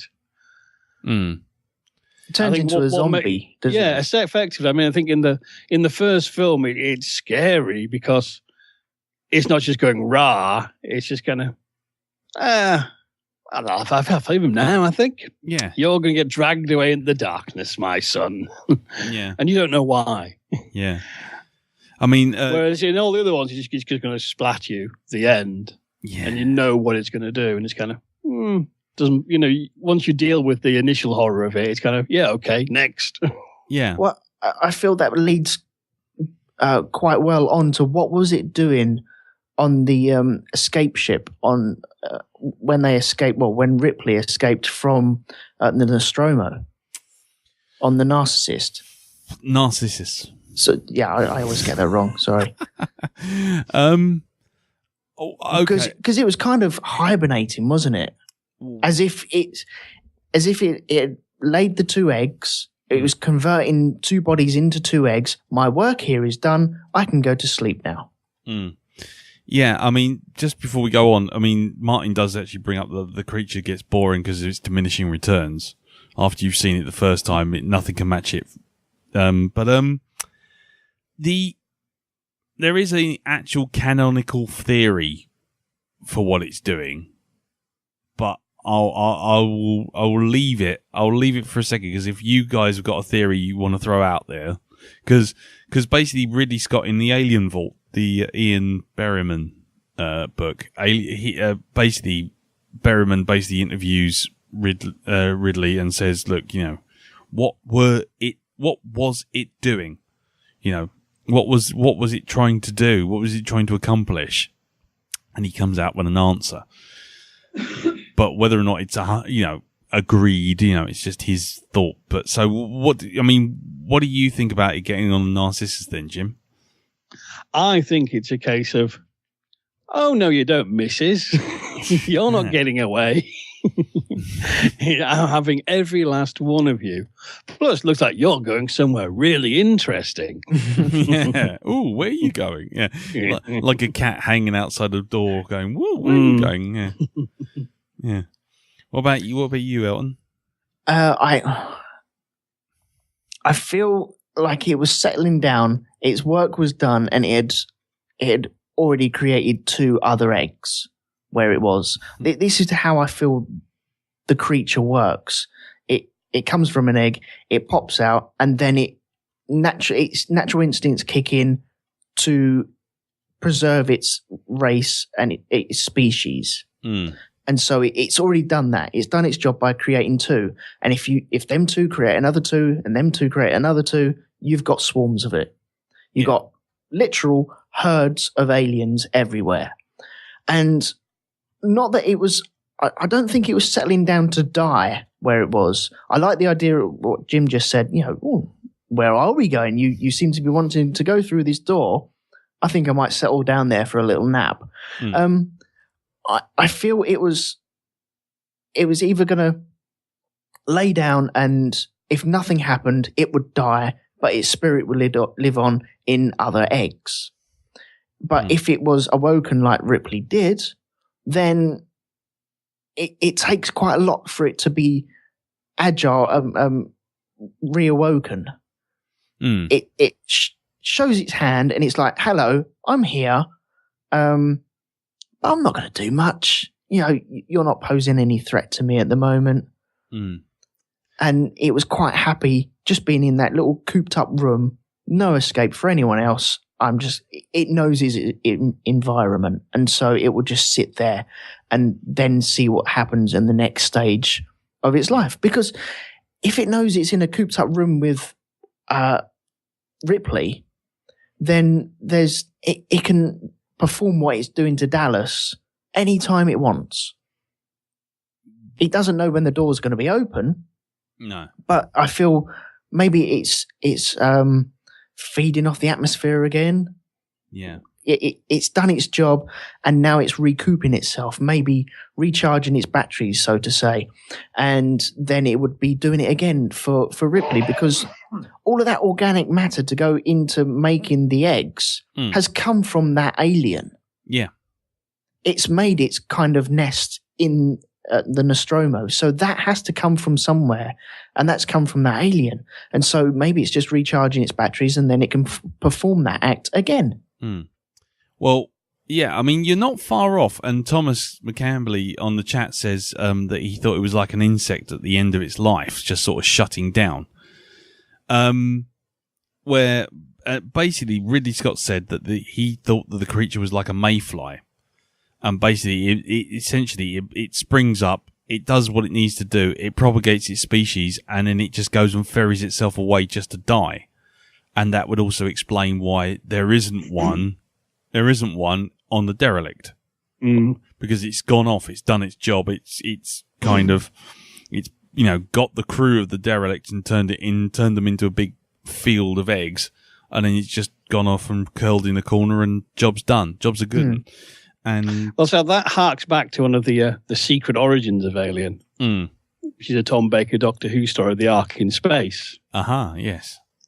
Now, for those who don't know, very quick précis, set in the far future, Earth is going to be solar flares, so the brightest and best of Earth have set up an orbiting space station and gone into cryogenic sleep. However, while they're sleeping away the effect of the solar flares with the plan to, once it's all over, they'll wake up and go and recolonize the Earth, a space-traveling insect species called the Wirran, one flaps by, chews its way in, goes, ooh, dinner, and implants an egg in one of the sleepers. And then it dies. And they do have a great scene where they open a cupboard and this huge insect comes out. But and that's the cliffhanger. But you discover at the start of the next episode that it's dead. It's spawned and it's died. Yeah. And interestingly, in that, the Wirren are a species that do this, but they absorb traits from their host, and they have intelligence as well. They're not just an animal. And when they discover the Nerva beacon with the brightest and best of humanity frozen on them, they go, brilliant. This means our species in one nesting can move from being a parasitic carnivorous species to a technological one by absorbing these human and all their skills. Sorry, I'm just looking at the Wirren. Yeah, they're interesting looking things. Yeah, that's abandon the ark. Anyway, yeah, no. So it's a very interesting one to go back. There's a lot of things you find turned up later in Alien. Yeah, of slime crawling through to ventilation shafts. And not to mention the later things we've got in the alien mythos is the idea that they absorb traits from their host. Yeah. So the way they did it in the Alien franchise was kind of, well, this was an excuse to make lots of silly alien toys of bull aliens and rhino aliens. Oh, can we all just we can acknowledge that they exist in the real world, but can we just acknowledge that that's a complete pile of old bollocks that they tried to turn into a cartoon for kids? Oh dear. Yeah. Oh God, that's no. I'm just glad that they didn't make toys for Prometheus. Please don't say that they did. They have. There's tons of them. If you go on the Forbidden Planet, it's a whole section. What, actual toys? They're toys for grown-ups, though, now, aren't they? Well, they're not doing a Saturday morning cartoon. No. Like they did in the 80s, they took things like Rambo, RoboCop, kind of hard R films, and thought, let's do a Saturday morning cartoon based on these. Why not? Yeah, Toxic Avenger, the cartoon. Brilliant. Yeah. What? Yeah, exactly. As Andy says, like RoboCop there's a lot and of Little crack Shop in of the Horrors. networks there. Yeah, exactly. The crack was cool and clear and running free. Aliens toys, no. Anyway, yeah, so the idea was that it went onto the Narcissus, and that was almost going to be the irony that basically she blows up the ship. She blows up the ship, sees the creature, and then at the end of the film it just kind of flops onto the deck and it's dead.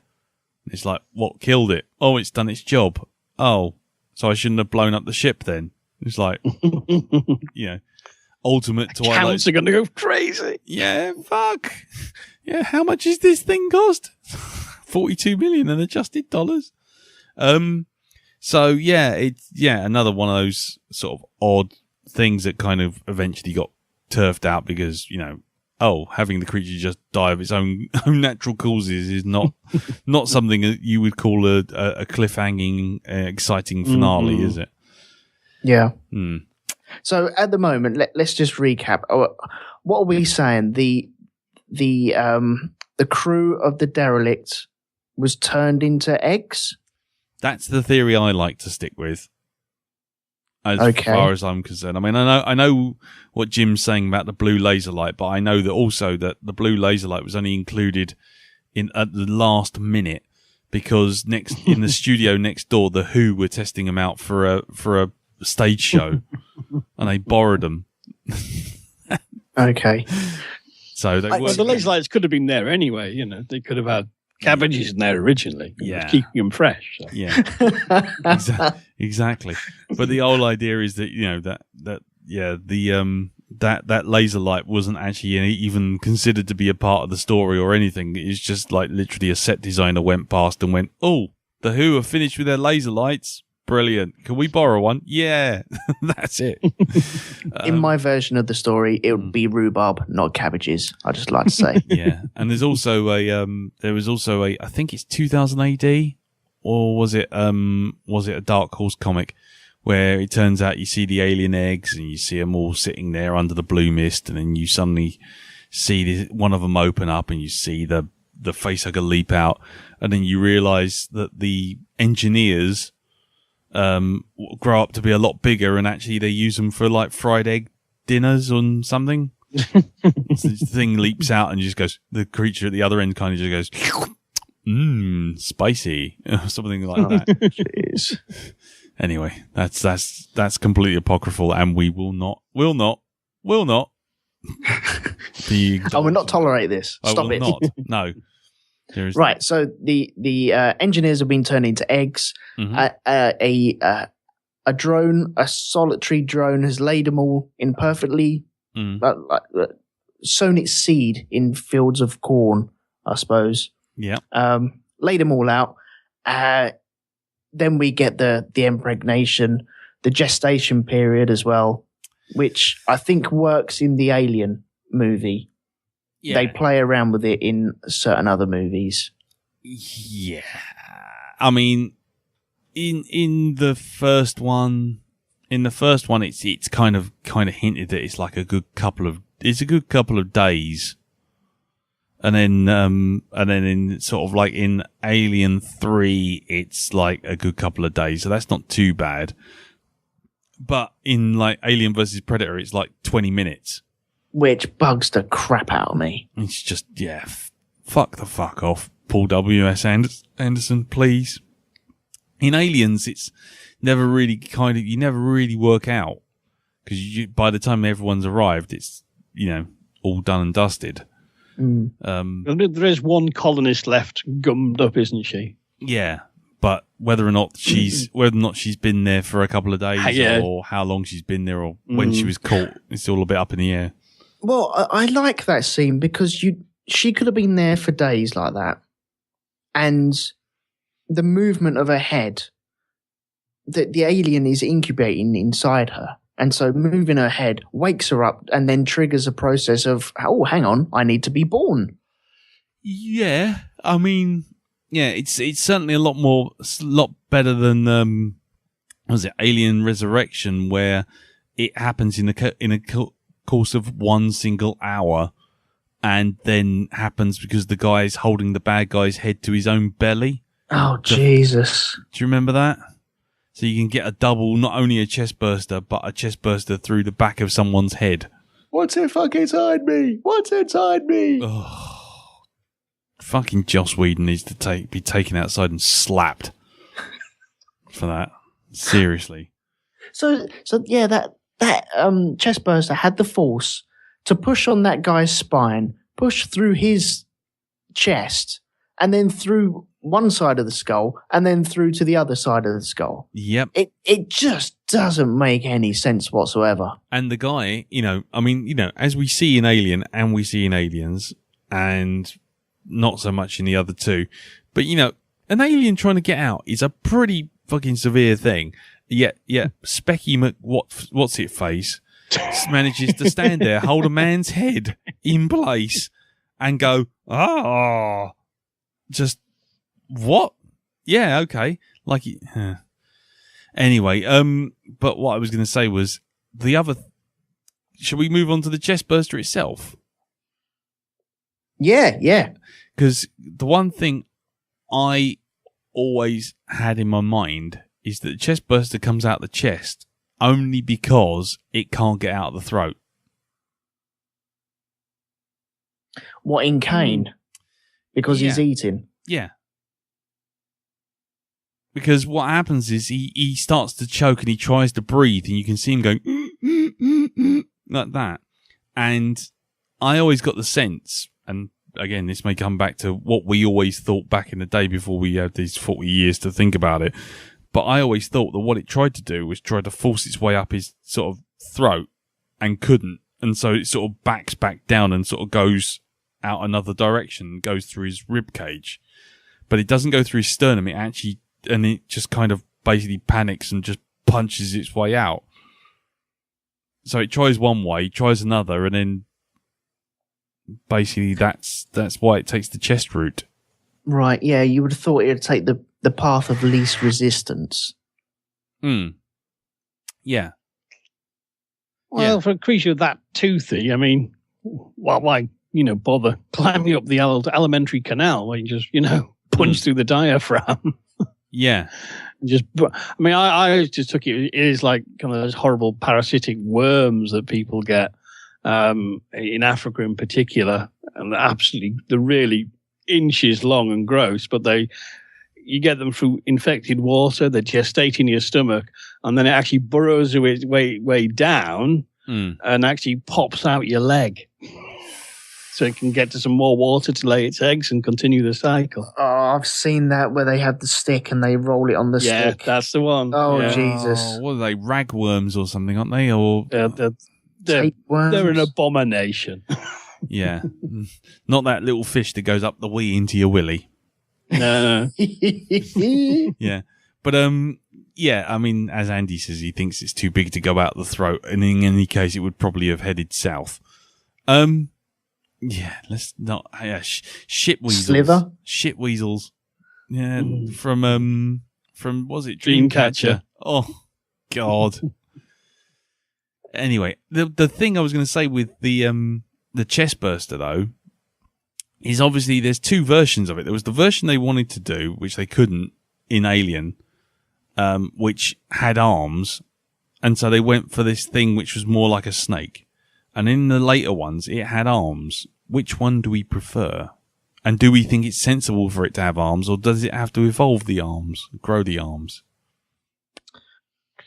See, I like the original being like a toothy tadpole. Yeah, that's fair enough. I think that's. And it had the arms later because they're not necessary for it at that stage. Yeah. What about you, Elton? I like not having the arms. I thought you could see the arms on that puppet, though. No. They were like little tiny like nubbins. They were. Everyone's posting up. It's not like Finn's claws, so just But vestigial, really. For anyone who has become a father, they will know that their children, when they're very first, the newborns, days old, their feet and legs are kind of all molded into one. They kind of hold their own shape, don't they? Yeah. I don't know if I'm describing that right, but you look at their legs and it just pulls back into like the fetal position at points. And I thought just the arms were they weren't needed to get out, and they were needed at a later date. And so there was no need for them to be fully grown at that time. So I'm quite happy without arms. The one in Aliens that we saw where it had arms, I think it just adds to the effects, but it doesn't take anything away from that beast. Yeah, okay, that's fair enough. I mean, because whenever I see him with arms, it just reminds me of Kermit the Frog. I put sort of when he goes the Muppet Show and he kind of flaps his arms around, uselessly. I mean, I've just put a GIF in the chat room so you can see the original creature. You can see it's got like little tiny sort of vestigial arms, something not quite there. And I think that's about as far as you need to go. But you see the one in Aliens, it's literally got like big long gangly arms. I think that looks silly. I prefer that version, the Alien version. Yeah. And in the case of Alien 3, with it having a dog leg, and having its little shaky legs and everything. Right. Well, okay. Which I'm also sticking in the chat. There's a couple of things with this. You have the facehugger issue with Alien 3 as well. And people do wonder were there two facehuggers on that thing? No, apparently that facehugger was a queen-laying facehugger, and it laid two embryos, so you'd have a queen and a drone. I don't subscribe to that email. I think that's a horrible way of doing things. I like the idea of maybe a facehugger laying two eggs, but not specifically a queen one.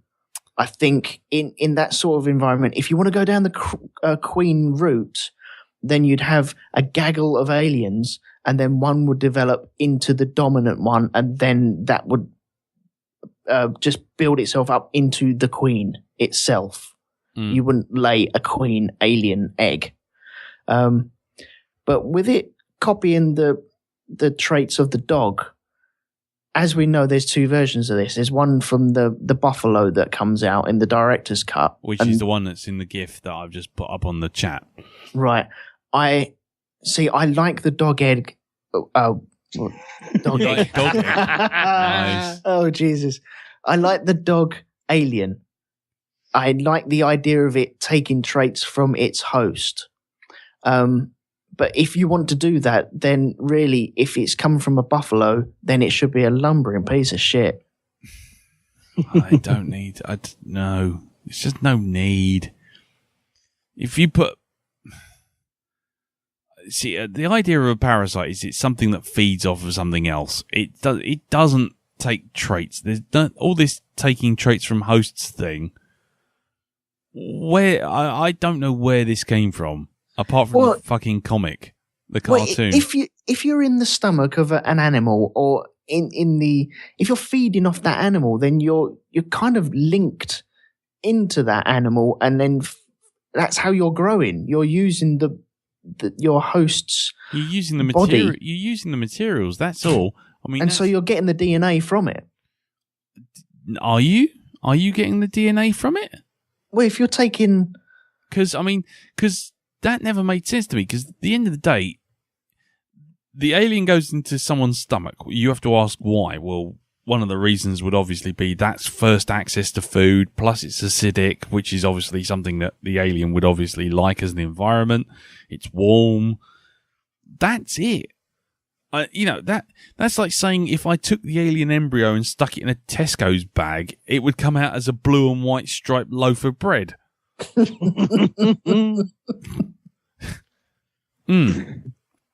Yeah, yeah. So I just don't. Not quite, but yeah, I get what you're saying. Do you know what I mean? Essentially, what you're providing is you are providing a nice warm bag with food going in one end to grow. That's all you're doing. I mean, that's the same as, yeah.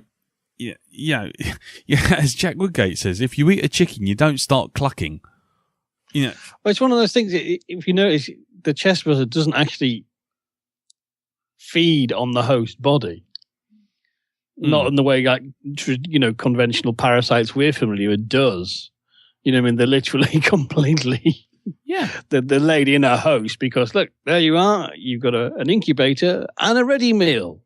Whereas this, it just incubates inside, then bursts out, and then runs off somewhere dark to do whatever it does and become 7 foot tall. Exactly. I mean, I know actually the idea how it takes on the DNA traits, but it's kind of, I don't know, that never sit right for me because it's kind of, well, it seems to go against the sort of biological kind of imperatives of kind of to propagate your species if you're cross melding with things. Yeah. But I see where it comes from, because I mean, the idea of the facehugger and the chestburster does come from, it was a solution to a story problem of how does the alien get on the ship. And Ron Shusett got up and said, what if it fucked him? Yeah. Exactly. Pretty much what he did. He just went, what if he fucked him? Oh, dear. Yeah. Well, what you said there about it, you don't like the idea of it watering it down its own DNA with other DNA from different creatures. Well, it stops it being the ultimate predator because it ends up being the ultimate dog's dinner. Whereas that's partly that ties into if you go down it's a scary animal route. I agree with that, but also if you did take aspects of the DNA from the creature you're in, then you're adapting yourself to that creature and its own environment. And so you're ready-made for your own the environment that you're going to burst out onto. Yeah. But you wouldn't necessarily need to become like a bit bullish or a bit platypus-like. You just need to take, oxygen breathing, need a drink of water, that kind of thing. No, I understand that. But what happens if you landed on a world of trees and monkeys and water, and all that grew, it was a water world with just trees that poked out the water and monkeys that swung on the branches? You'd have to adapt to that. It sounds like a terrible film anyway, so don't actually go with that one. I would not like to subscribe to your newsletter, and I'd like you to get off my porch. I mean, as far as it goes, the first one and the second film, none of them touch on that at all. At all. They leave that completely alone. They don't go anywhere near it. It's only the third one where they go, we got to do something different with it. And then they immediately stick it in a dog, and then they make it a bull, and then they make it a dog bull, and then they make it a fucking, I don't know, chaffinch. Dog egg. Dog egg. Yeah. Yeah. And there's Steve Bob says here, evil bastard wasp does not become like a spider because he lays his eggs in it. No, that's true. And, again, the problem with this, the problem we keep coming back to again and again and again is that the first one got it right. The second one tweaked it. And then as soon as they did that, they gave everyone else license to just fuck about with it. Right. But with just 2 minutes to go before we have a little wee break. Sorry about that, guys. That's right. when you do say that the wasp doesn't become a spider, but that wasp and that spider live on this planet, and they are not intergalactical things that float around in space and go between planet and planet. If you become that alien that we think is being transported, I see it as more of a cancer to the universe that it lives in, and it will sprout up willy-nilly and it will cause problems. That's why it's good at incubating itself, and that's why it's good at hiding itself. You mean it's almost like someone sort of spills some sort of black goo everywhere, and it just suddenly springs up?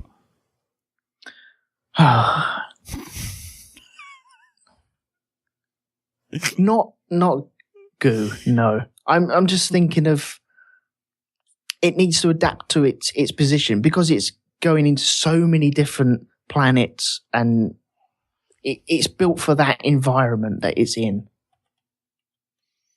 Yeah. Okay. Ooh. Oh dear.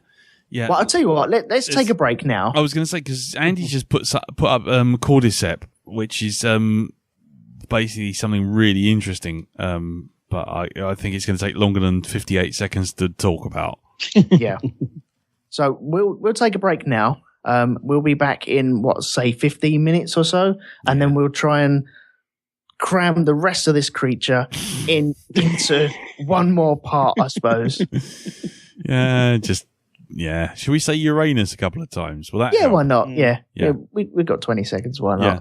How much of Uranus could we fit into 20 seconds? I reckon you could squeeze quite a lot. Yeah? Yeah. How many aliens go into Uranus? Plenty do. Nice. Do you? What would happen if a facehugger jumped on your bum?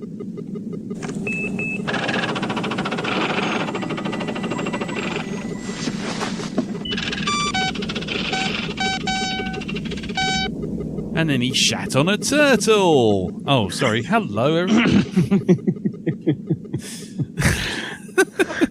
A whole new meaning of the phrase "the turtle's head." Yeah, just poked out the. Never mind. Right. Okay. So where were we? I think had we completely covered the chest burster? Yeah, we were just kind of finishing off. Yeah, we were just finishing off the whole thing about, like, why would it pick the DNA from its host? Yeah. Why would it? Which I think we're all agreed is nonsense now. Yes, I've been talked into it, yes. Good. That's good. I'm just going to sit here, just not... I'm like a disapproving schoolmaster, just dipping my tea bag, just not looking at you, just saying, I think we all agreed, aren't we? Yes, we are all agreed. Okay, shall we move on to the Queen? The Queen! The Queen. Go on then, go for it. Okay, there have been officially 4 films with the Alien Queen in. There's Aliens, Alien 3, Alien Resurrection, and Alien vs. Predator. But we all prefer the director's cut of Alien 3, so that doesn't count. What's that got to do anything? It in the theatrical version, it bursts through Ripley. Yeah, but it's still a queen in the director's version, isn't it? It's still. You can still see it on the X-ray. Yeah. Oh yeah, I suppose. Yeah. Yeah. Okay then. Yeah, that still counts, I suppose. By the 4 films then. By the way, just a little side because my brain's just twigged. But I've got a copy of Cinefex which covers Alien 3, and to do that X-ray thing, they actually had to do a body cast of Sigourney Weaver and then body cast a load of actual bits, and then did actually do X-ray scans on it, which means that when there's a picture I've got in Cinefex where you can actually see a fully nudie Sigourney Weaver plus fuzzy lady bits. Oh, Jesus. But it's a plastic one. I just thought I'd say that. They obviously they went to the effort of putting all the fuzzy bits on in the correct place as well. So there you go. Are we getting to a difficult FAP territory? No. Apart from the fact he's got no head or any feet. I mean, if you just crop it in a bit, you'd be fine. Oh god, you sound like the kid who can't find dirty porn down his alley. Euphemism. Not like that. Sorry, it just came to mind just because you were talking about Alien 3 X-rays and stuff. So yeah. Okay, so best representation of the Alien Queen. I'll tell you what. No, first off, do we agree with having the Alien Queen there, Jim? No. I think, no, in fairness, I think it works to create a good last act, last battle cinematically. But kind of in terms of the mythology of the creature, it's kind of, it's one of those, it detracts from the aliens themselves. And it's kind of, it's just pimp my monster, really. And it's kind of, we'll just make it bigger, stick more pipes on it, give it a fancy airbrush and another set of teeth. And it's just kind of, it's an idea that kind of, I thought it was incredibly cool as a teenager. But as I get older, I'm just less impressed with that kind of just bigger, better, make it more fiddly kind of approach. It's kind of, no, it doesn't, no, not really. Okay, what was your favourite version of it then? Out of all the ones that you don't agree with? I think the first version is the best. My least favourite is Mama Turd Monster in Alien Resurrection, giving birth to William Hague. No. I was thinking Michael Gove, but it's all good. You can update it. It was William Hague, and then I watched it a few years later, and political landscape, it was Ian Duncan Smith. Yeah, let's see it now. It will be Michael Gove. So it's funny that hollow-eyed, slack-faced creature. Yeah, it's weird how you get to that. Which fucking whimpers as well. Oh, yes. And God, has a human tongue and big puppy eyes.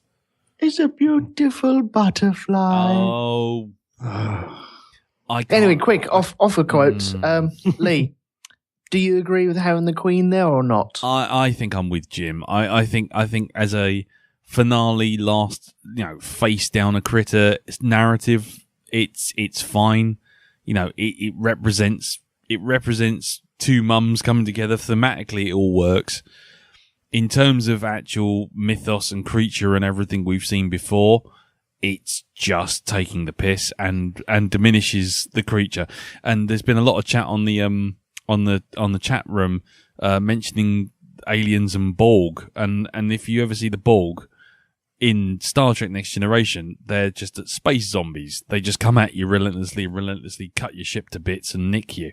Whereas in the film, they have to have an alien. They have to have a Borg queen, so you have something central so you can destroy. And Independence Day Resurgence did the same thing. You have to have a bigger, badder, worse, more.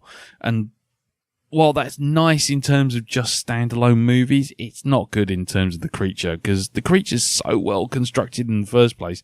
Why do you need to go any further than that? You have to sort of suddenly start thinking, well, no, let's deal with characters. Let's put them in a different situation. Let's try and make it more interesting that way. The creature is what it is, You fight make a movie about fighting a tiger, and then you do another movie about fighting a tiger. You don't suddenly make the tiger have wings and a big fucking hat. Yeah. At a jaunty angle. Angle. And just before we go too far off the track and I forget entirely, some Aliens fans really do love this idea, and they go even further, and it's now gone as far as this little number, which I'm putting in the chat room right now, which is by Sideshow Toys and will cost you a nifty 200 quid. Have a look at that. It's the Alien King. Yeah, I've heard of the Alien King. It's like, wasn't that part of the comics, part of the Dark Horse comics at some point? Yeah, Aliens Rogue, it's called. And it's just like, it diminishes it further because it suddenly just stops it from being, it just becomes a dinosaur. It's just like, why? What is the point in that? Yeah, look, Andy Palacides, fuck off. Pretty much what I said. Yeah. And Doreen's going, why? Well, exactly. It's purest of fan wank, and Dark Horse Comics has done the best for Aliens in terms of developing the universe. But shit like this, it just is, it's everything wrong with the whole series going forward from Alien.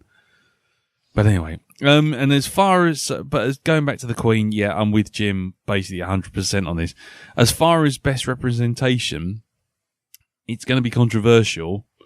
I think the first time you see it, you can't beat the first time you see anything, really. But I think in terms of actually doing what it needs to do and being like a genuine threat, I think the Alien vs. Predator one is actually very, very well done. That's about the only thing I will give Alien vs. Predator any kind of credence with. It's that one which comes out of the frozen with all the chains and everything and starts going fucking rampaging through that old whaling town. I think it's really nicely done. And you get a sense that this thing is really pissed, and it's massive. It's fucking enormous. And while I don't like the movie per se, and I'm not entirely keen on the aliens because the aliens have dog legs. Why? Because they did in Alien 3 and it looked cool.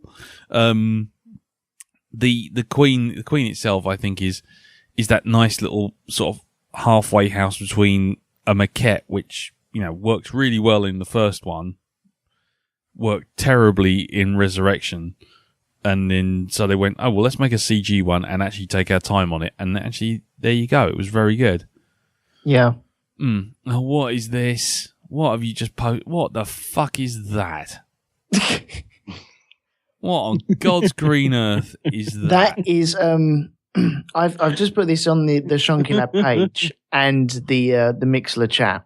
And it is a fan interpretation of an alien queen. It's what the creature, if it was engineered by engineers like Prometheus would, the engineers would engineer, God, I'll keep saying that word, I won't say that anymore, a queen, but they need an idea for it. And so this would be the creature that they based their queen on. Is this one that was born from Zaphod Beetlebrox? I tell you what it looks like. It looks like someone started to draw a fucking Dilophosaurus and, one of those ones with a big fucking trumpet on the top of its head. And then suddenly went, actually, no, I haven't got enough room for that. Oh, I was halfway through scribbling a person. Okay, well, I'll just blend the two together. oh, what's that kind of half-assed scribble I made over here? It looked a bit like a bat. Oh, well, I'll tell you what, I'll make that a head and stick some teeth. What a load of old cock. Seriously. Yeah, it reminds me actually of the alien knockoffs in Pitch Black with his big daft kite head. Yeah. But at least the aliens in Pitch Black had, like, legs and limbs that looked like they came from the same creature. This looks like it's got an arse of a dinosaur, 4 arms that just happen to be hanging around. Actually, it's got 6 arms. 6? Yeah, it's got 6 arms. 6 arms. And a tail that just... What is going on with that tail? It's like someone started drawing a slug and then just thought, nah, fuck it, I'll fill that in. It's got 6 arms, and yet it still can't scratch its arse. Yeah. Oh, that's just... Whoever did that needs to just go outside and have a little think about what they do during their life. I mean, it was Triceratops alien, Doreen calls it. It's just, what? It looks like one strong wind and the fucking thing would disappear off a cliff.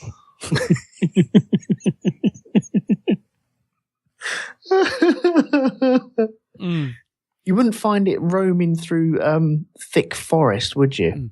However, DJ Moffat on the Facebook group has said, I'm not able to listen to the live stream, but this is one of the things I loved about the Xenomorphs is that they could take on the physiological attributes of their host. Right. He hasn't heard the rest of the cast, has he? Oh, no. So, or she. I don't know if it's a he or a she. It's DJ Moffat. So, well, DJ Moffat, yeah. We've all decided in the plainest terms, that's guff, shall we say? Yeah, I think so. I mean, if everyone's got their own headcanon for this stuff, and that's probably a good thing because the alien can be what you want it to be. Oh, God, yeah. It's taken me 20 years to get to this point. But... Because trying to get us back on track, I loved the Alien Queen when I first saw her. I liked the idea of it. Now it's getting a bit old, and it does dilute the original Alien for me. I prefer the egg morphing type alien than the actual queen and laying its eggs. I like the idea of the nest, but when you break it down and it transforms it into an Earth-based creature.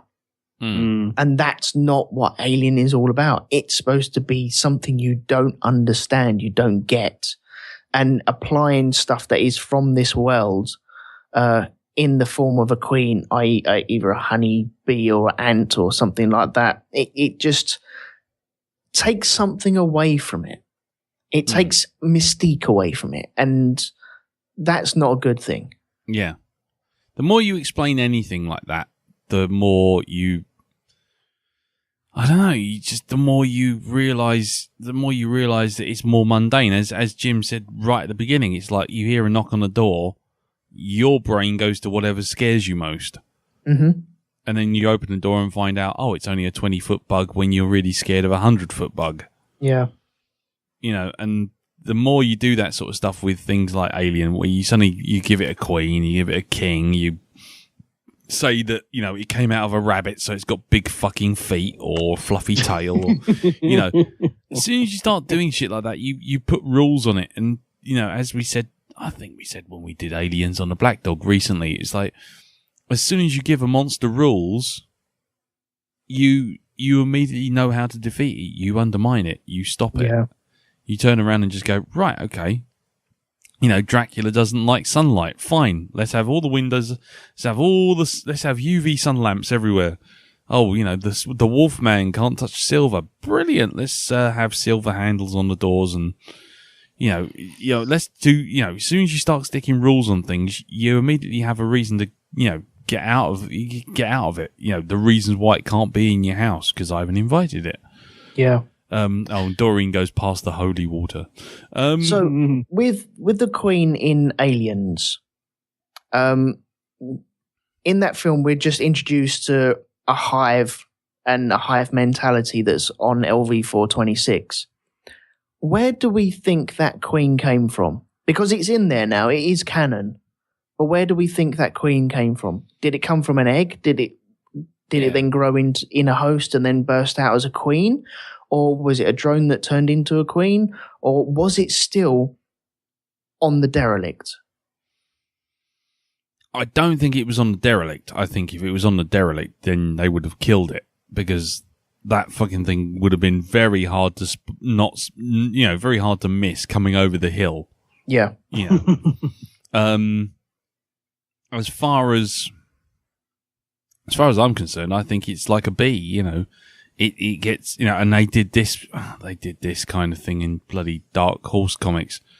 But you get a drone, and essentially you feed it royal jelly or whatever it is that it feeds on, and it just subtly alters the embryo and it changes into something else. So, going back to the bees thing again, and that's essentially it. That's in some ways, if you want to try and headcanon it towards Alien, then what you say is one of those eggs that, either Dallas or Brett were turning into was being changed into a specific queen egg to propagate the species. Yeah. If you want to go that far. Personally, I wouldn't. But, Yeah, you saying royal jelly, there was a story in the Dark Horse comics where there was a whole arc of it. They were mining it, and I think it was athletes were using it as a steroid, and they were doing a 100-meter run, and some guy just beat the world record for the 100-meter run, and then couldn't stop running, and then ran himself into a wall, and then turned himself into jam. Yeah. Yeah, and basically, there was a whole series of stories based around trying to get it. I think it was called Genocide or something like that. There was Genocide, there was Hive. Genocide was the one with the red aliens and the black aliens. That's right. Yeah, and so basically, I mean, Hive was the main one, and then there was Genocide, which was the one with the different aliens fighting over the different types of jelly and shit.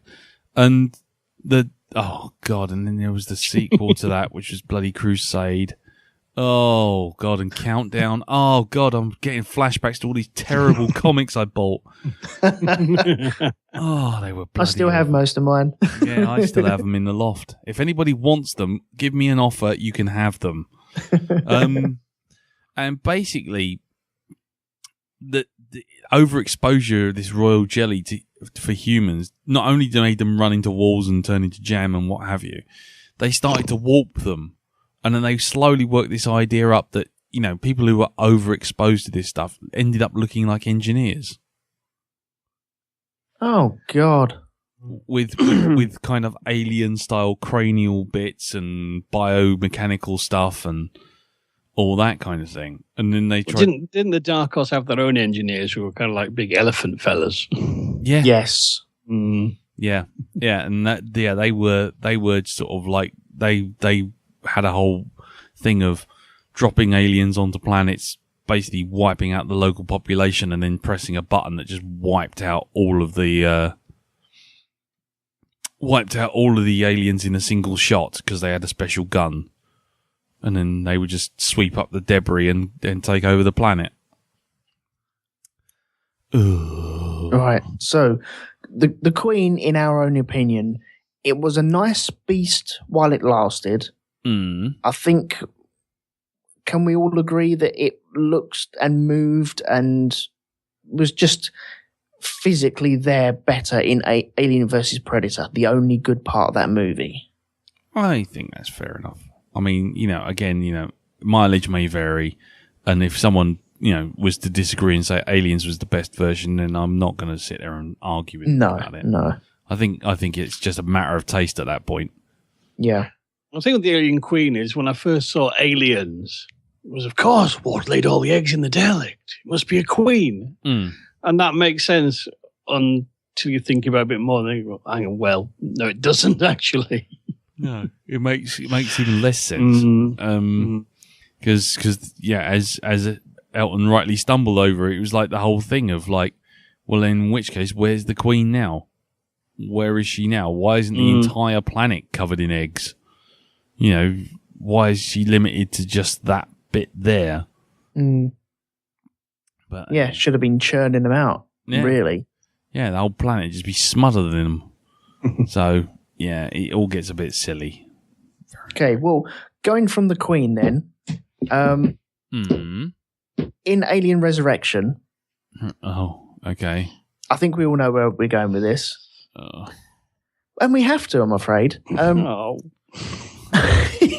There is a byproduct of Ripley and the Queen that they engineered to bring out of her, which I don't get in anyway. And the actual Queen gave birth to, what's it called, a proto-alien? Newborn. William Hague. Yeah. Fucking. Which was just an abomination. If that film wasn't already just pounding your head against a brick wall, then this was a hammer and an anvil to help you do the job. It really was. Yeah, Andy Placidy says it's all a hyperspace dream. All a dream. I think he's right. But, I mean, the Queen had a human womb of some form because it was in the same way as Ripley got some DNA from the alien that she was mixed in with. And let's not go into the fact that she'd been melted into a vat of several trillion tons of fucking molten metal. But let's not worry about that. The Queen they got out of her had the same thing in reverse. So it had basically a copy of Ripley's womb because reasons. Right. How did Horrible, but not in a good way. Okay, were there any good bits about this proto-alien? Well, the worst thing you have to suddenly think about is that if the Queen in Alien Resurrection, or whatever you want to call it, regurgitation, if it's got a human womb, I know where you're going with this. Well, how did the newborn get in there? Who did? Well, that. Right. Who did the dirty deed? Who did the dirty deed? Because she was lying on her back as well, wasn't she? The alien queen legs was. akimbo. Yeah, the alien queen was. Can't be come for all those back spines and pipes, but yeah, asking for gas and air. Yeah, yeah. I was asking for gas and air at that point in the film. I tell you, Jesus Christ! I was jamming an epidural straight into the top of my fucking skull. I was, but yeah. The way I see that she got pregnant from that, and she did get pregnant from it, is she'd been laying these eggs anyway. She's the reason why there's lots of eggs on that ship. And so one of them just happened to get her on her back, and then it fell into the womb, and then just do you know what? I don't even know what I'm fucking actually saying. Is this one of those you sat on a dirty toilet seat and now you're pregnant kind of conversation? It is, yeah. It really is. That's just no, just no. I hate that monster as well because it is just a monster with horrible eyes and horrible features that just don't work. And then it's got all its bits hanging out across its stomach as well. So it too has reproductive organs just on display. I know it's not going to come out with trousers, but yep, it's not Giga-esque. No. It's going to that thing which they do in Aliens, funny enough. In Aliens, they do this thing with the bloody facehugger, where when you see the facehugger in Alien, it's like a bag of goo. You have no idea what any of that shit is all about. It's inside that, essentially it's in a cup, which is the facehugger. And you look at it and you're like, well, there's something here that looks a bit like an oyster, and there's a bit here that looks like a couple of fins, and what the fuck is all of that? And then along comes James Cameron and goes, yeah, aliens, Giga likes vaginas, let's do vaginas. And he just basically sticks a vagina on the bottom of the fucking facehugger. And suddenly it's like, well, okay, that's how we're going to do it now, you know, because that's really what Giga was all about, was just putting vaginas on shit instead of designing stuff. And it was like, because that's the thing, that's what people forget when you look at the Giga stuff. It's actually properly drawn in and drafts in, and it's shapes that you work out, shapes and designs that you see after staring at it. Not just someone just drawing a cock and then putting some bolts on the side of it. It's just like, no. And again, you know, that was one of the things that Cameron did that was just wrong. It was just, let's just stick a vag with a little willy sticking out of the vag, because it's an alien. Stick it on the bottom of the facehuggers. And then, Andy's put a lovely photo up in the chat room of that. Yeah. You really don't need to be seeing shit like that. It's just a horrible design. It's not scary. It's just, just go away. Yeah. So I think we're all agreed that the newborn can go fuck off. But I still don't know quite. For me, that is the low point of everything, that fucking thing. Yeah. He's going like, no, God, no. Is he just so far from what it should be? I mean, I know there's a lot of rubbish out there in the Aliens franchise, but this is just so off the boil and off the mark of where it should be even trying to aim for. I still remember in the cinema just going, what the hell is that? What have you done? Yeah. And then to raise the stakes, they just have the newborn randomly slap the face off the Queen. It's just like, just in case you hadn't worked out it was dangerous. But I just put something in the chat room. Which you can have a look at, which is a representation in cake form of a queen giving birth to the newborn. Oh, is that a cake? Yeah. Oh, Jesus. Oh my God, I wouldn't even eat that. But it nicely represents the big distended vag that the Queen suddenly had. Going back to my point of what on earth, where, how, why am I asking these questions? Do you know, she's one step from having a paddling pool and giving birth in that, really, isn't she? Pretty much. I like the fact that she used to have high heels on. Yeah. Well, actually, she did. She does. The original design. But the thing is, luckily, you know, Cameron had good sense not to actually show that bit. Oh. So, yeah. So we've hit the low point then? No, not quite. Not quite. We haven't quite got to Alien versus Predator Grid Alien. Oh, the Pred Alien. Yeah. Okay, let's go there then. A lot of people like this design. Why? I'm not one of them though. I can't stand it. It's the same thing again. All through all of these designs, you go from the first Alien, it's pipes, it's engine bits, it's something completely unknowable. It's smooth, yet somehow it sparkles. It's bronze, it's cast metal, it's rough hewn, it's like hammerite on its back of its arms. And then you get to something in like Pred Alien, and basically it's a green monster with a predator's face, some dreadlocks, and some eyes missing. It's just everything that's wrong with, you know, just because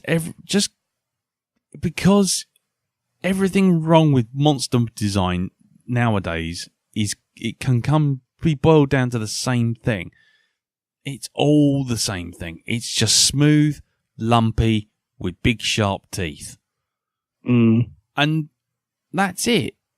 You know, and they do that with the Alien, and it's like, well, I'm sorry, but if you're going to do that and you're taking away the mechanical in biomechanical, then it's not an alien. It's just a big flabby blob plasticine bastard with some teeth. Yeah, I couldn't stand this. I wasn't a fan of Alien vs. Predator. I did go see this at the cinema too, and it just ruined the whole thing. It was just a horrible movie anyway, and I'm glad it's not part of the official canon. Yeah. Yeah, I mean... I think my problem with the Pred-Alien is when you put them together, you realise the problem is they don't fuse well, and because essentially they are too similar, because Predator is a post-alien monster. And there isn't enough different elements to swap between them to make an interesting hybrid. It's the mandibles, isn't it? Yeah. That's all it is. Yeah. Well, and dreadlocks? What? Yeah. So it gets its hairstyle now, does it? So I'd rather they'd crossed it with Russ Abbott and it had a tartan tam o'shanter and and a kilt. Yeah. Gentlemen, start your YouTube engines.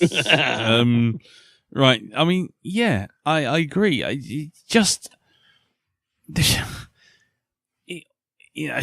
it sing reggae? Doreen wants to know. I mean, not quite. It looks like it should. That's the worst thing. Yeah, it's you can see it busking down at Camden Market next week. The thing with all monsters is, good ones, really good ones. It doesn't matter whether it's the alien or anything else, but just generally good monsters have a history. And there's this thing that Guillermo del Toro said that about Pacific Rim and Pan's Labyrinth. When people design monsters, he doesn't want to see them snarling. He doesn't want to see them with their hands up and all claws. What he wants to see is them standing still, just being generally just like, what do they do on their days off? What do they do when they're not killing people? They just stand around. And the personality should come through in those designs. And it kind of goes back to this whole thing with Alien. When the alien's not doing anything, it's sitting there and it's kind of like this smooth, shiny, mechanical thing. It's kind of beautiful, yet repulsive because it's shapes that shouldn't be connecting. And you think, right, fine. But you look at all these other aliens, ever since, and that has no connection to anything that came from the first film or even the second film. And all the time you see these monsters, they are just being monsters. They're like always snarling, always teeth everywhere, always going, always slime dripping off them. And it's just... That's a curse of modern movie monsters, man, I hate. Yeah. Is they always have to stop and just roar and open their gobs as wide as possible. Jaws 4. Yes. Yeah. I mean, hold on, here we go. Let me show you this picture. I mean, right, here's a compare and contrast for you, right? I'm just going to see if I can find another one. Hold on. But, hold on. I'm doing so much Googling at the moment. You have no idea. So the thing is, it's all about keeping things neat, keeping things consistent. And okay, here we go. Yes. So if I grab this, so if I get this picture here, here's a picture that I'm going to put in the chat. This is Giga, just about to take the alien out for a first run, if you know what I mean, in the, on the set. So here he is. Right. Have a look at that. Mm-hmm. Right. So there he is. Now, have you noticed anything? Have you noticed any goo, any slime, anything, right? Now let me show you an alien from Alien Resurrection and see if you can just tell the difference. Right, there you go. I mean, just disgusting. Yeah. I mean, just look at it. I mean, it's like someone started drawing the shape of the thing from the first picture, got bored, thought, well, if I put some plasticine over here and cover it in sweat, that'll be fine. It's just it's everything that's wrong with monsters today. Mm-hmm. Yeah, as Andy said, it looks like someone sneezed on it. I mean, it does. It looks like it's just sneezed itself. Yeah. Or it's been apple bobbing. Yeah. I mean, but it is. And then go back to the Giga picture I put up again and have a look at that. I mean, it's just like, it's shiny, it's smooth, it's metallic.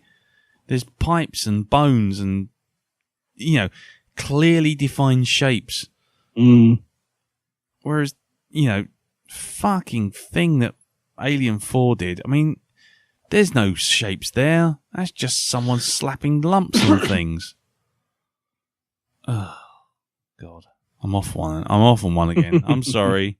No, this is what it was for. Yeah. No, but I mean, if you look at the head and those sculpted sort of curves and, you know, the design and the streamlining and the pipes and all that's just gone in the second picture. It is a very pale shadow and a copy of something that was kind of horrific but beautiful. Yeah. Exactly. Yeah, there's no beauty there anymore, is there? No. I mean, what strikes me is from the first sequel onwards, you've lost that kind of mechanical and skeletal feel. Yeah. And there's something spooky and beautiful in that Giga alien.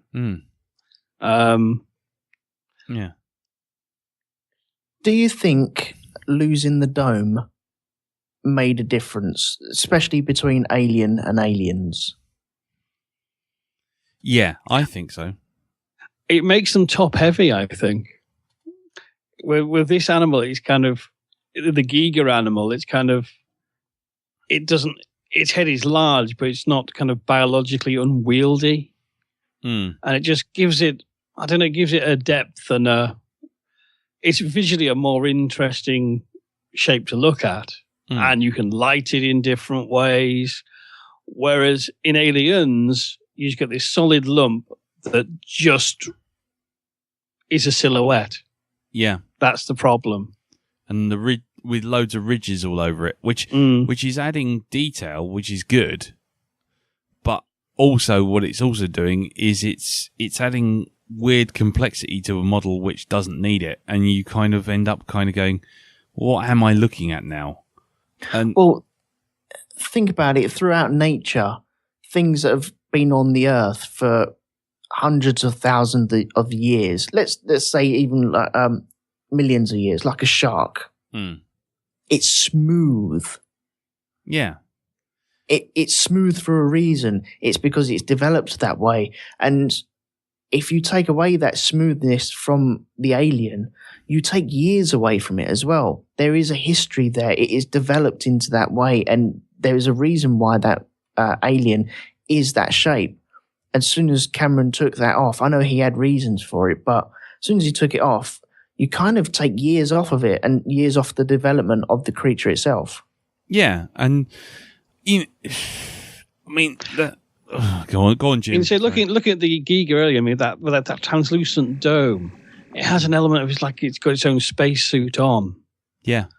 Whereas with the Cameron alien with the ridges on the head, it's just a carapace. It's just got a bit paranoid and it's got a big helmet on. Yeah. You know, like a big crab shell. And that just isn't as interesting. Whereas you look at the Giga alien and you think, well, why is that? Why is it translucent? Why is it that shape? It's you get a sense of there's some sort of, you know, design purpose and evolutionary imperative that shaped it like that. Whereas the subsequent versions, it's just big and spiky because it's scary. Yeah.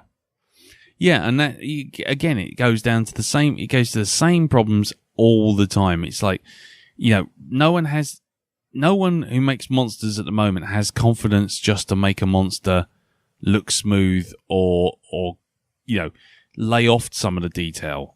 They, you know, just why bother overcomplicating things? You know, as you say, Elton, you know, things in nature go for efficiency.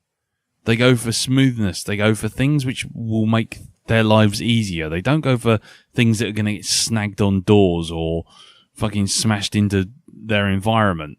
And that's the one thing that you can always look at a good monster throughout all of movie history. There's hundreds of them, but whenever you see a good one, it goes for a biological imperative. It makes a reason. You can see the story on the thing, and whether or not you fundamentally understand it, it's a story or something it's telling you. But it's like look at like something like Cloverfield.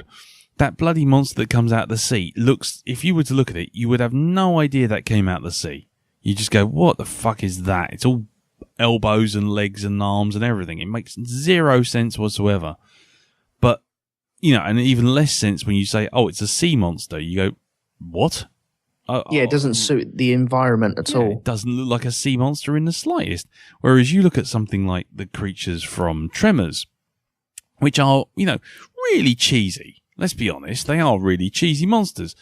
But the fact of the matter is, if someone was to say to you, see this thing with a big sort of pinchy nose and all these spikes down its length and it's very long and thin, it lives underground, your first thought isn't, no, it doesn't. Your first thing, oh, right, okay, well, that explains a few things. And Alien does that. It kind of, it's adapted to its environment. It looks like it's kind of evolved up from somewhere, and you can kind of see that there's reasons for it to look the way it does. You might not understand those reasons, but they're there. You can definitely see something there. Whereas something like, I don't know, Vengeance the Demon, Pumpkinhead, or, the fucking aliens in later movies, you just think, no, all you did was just get a man in a suit and stick a load of bubble gum on them and a load of teeth. It's like, doesn't make sense. No. Sorry. I'm off again. That's fine. Anything else to say onto this before we go on to the future? Not for me. I mean, like I say, I just end up going round and round in circles with this kind of stuff. Apart from the fact I've found something that if anybody wants to buy it for me for my birthday, that would be lovely. Which is a 7 foot tall alien model, which would be just nice. I'm just trying to find a picture that I can put on the wall. But it's it's lovely. The only problem is it's about $5,500. But if you all want to club together, you got a few days. But Jim, do you want to add anything to this before we go on to the future? Yeah, let's go to the future. Yeah, I think so. Okay, so we got Alien Covenant coming out next year, I think it is. Mm-hmm. And we also possibly have Alien 5 coming out at some point. We don't know whether Neil Blomkamp is waiting for Ridley Scott to finish his trilogy or not. Because I've heard that he doesn't want to tread on his toes, and he's not allowed to tread on his toes. Yeah. Plus, there is the whole torturous development cycle of Alien sequels anyway. Yeah, this is true. Yeah. Yeah. But okay, so Covenant is going to be a sequel to Prometheus, but not really official sequel to Prometheus. No, it is a sequel to Prometheus because it will be featuring Noomi Rapace and what was it? Michael Fassbender. Fassbender, yeah. Yep. Whether or not he's just ahead or not is up, But yeah, it is a sequel insofar as it's it features those actors in the same roles, but after that, I've heard certain things. I won't mention them here because I don't want to spoil the new movies coming out. I'm just assuming that people have seen all the other movies. It's too late to give you a spoiler warning for all the other stuff that we've just been speaking for an hour and 2 hours, 45 minutes. What would you like to, Jim, what would you like to see in Covenant, or would you not like to see this at all? Well, it's one of those things. It's kind of part of me, like us all, we want answers to our questions. But when we get the answers to such questions, generally we find we don't like them. And that's always the problem with this kind of thing, and that's not just applies to Alien, that applies to nearly everything. The dangling question, that space where your imagination can go play, is usually best left like that. I know kind of when I look back over Alien talk over the years, I know kind of more recent history, it's always aliens on Earth, aliens on Earth, aliens on Earth is the big thing. But I remember kind of right in the early days is kind of, after the first film, there's a lot of talk of kind of, we want to see its home world. Where did this creature come from? And that's a very tantalizing question, which I'm tempted to, I'd like to see an answer to, but we sort of have had taste of that in Dark Horse Comics, and it's kind of, I don't actually want to know. Yeah. But, I think, potentially, if I was doing it, I'd be getting all of Geiger's books, looking through them, and imagining kind of a completely alienized world full of not just xenomorphs, but all these other weird things he did, these biomechanical things. And, they fit into some kind of alien culture or ecology there. But again, once you start, you can't over-explain it. It'd have to be a voyage to an alien world and just leave us with more questions.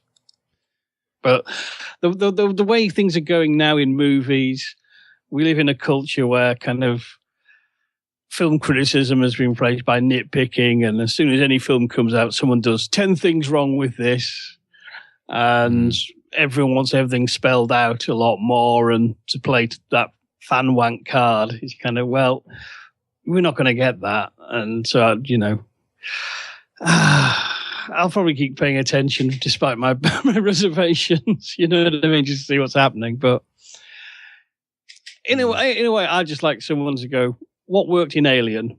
Let's do an entirely different new story inspired by that, but not linked to it.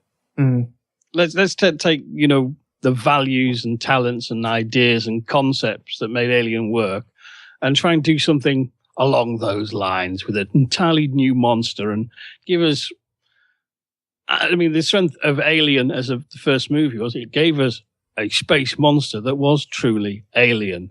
And that's what we need. I think the problem with the Alien franchise is no matter who you get in, at the end of the day, it's still, you'll never have that shock of the new again. I agree. I don't think anything you're going to get is going to be worthwhile. I don't know. It's, people say, what do you want to see? I don't want to see any of it. I genuinely don't. I don't think there's anything. I don't think this franchise can go anywhere. I don't think they can do anything more with it. Well, would you like them not to have an alien queen? Let's say in Alien 5. I'm not bothered about Covenant.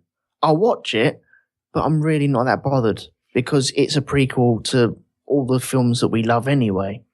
I would rather see them try and move away from the queen aspect. I want to see more egg morphing. I don't want to see dog legs. I want to see hibernation and a real bizarreness about the alien. I want that to be brought back into that creature. I don't want questions answered. I want questions posed. I want to be posing my own questions towards the end of that movie. I want it to be bizarre and a very strange movie. I think if you're talking sort of without any answers, I'd say, without any way of being specific, I'd say bring the fear back, make it a horror film, but make it a horror film. Don't just do this half-assed, it's a monster, it's running around, it's going to get you. I'd like, if you're going to do anything with it, show that actually that, the alien finishes the job. You follow it round, it finishes the job, it gets rid of everyone, turns them all into eggs. Then what happens next? What would it do next? Where would it go next? Or will it die? But like Jim said, the more you explain, the less it becomes scary. If it's just a bug, then that can be shot. Then what's the fear? Yeah, it's the same as like demons in your child. Right, fine. Well, I'll get an exorcist. Right, fine. Let's just wait it out. It's going to get a bit strange, but it'll be gone pretty soon. And I mean, on one hand, it's don't stick it on Earth. I don't want to see that. I don't want to see it. I don't want to see a retread of Alien. What I do want is I do want to feel like this creature's formidable. I don't want Marines. I mean, that's the one thing I will say that Alien 3 did really rather, did as a sort of concept, which is you've got no weapons. You've got no way of fighting this thing. Okay, there's 20 of you, but, you're stuffed. But, from Michael Myers to bloody Jason Voorhees to Freddy Krueger, the more you see of something, the less scary it becomes. And I honestly, while I'm obviously going to see these films when they come out, because curiosity will get the better of me, I really don't want to see any more. Yeah. I just don't. Unless you're going to do something absolutely batshit crazy with the creature and do something stunningly new, and in which case it's not an Alien movie anymore. Just make it something else. Call it Umbongo the movie or something. I don't know. Don't just leave Alien alone. It's done. It's played out. And the worst bit is the more you heap on it, the worse it gets. Because you end up with things like the Deacon from bloody Prometheus, with its sharp, pointy head and distended little goblin shark mouth thing, which was weird. Which was bollocks. It was oversized to come out that body anyway. Yeah. But again, that's that. You can see what they're doing. They're trying to do the weirdness. This doesn't make sense. What's going on here? Oh, she's taking out a small tentacle beast out of her belly. Why? Because black goo was in a drink. Why? Because a man did the thing. Okay. And now what?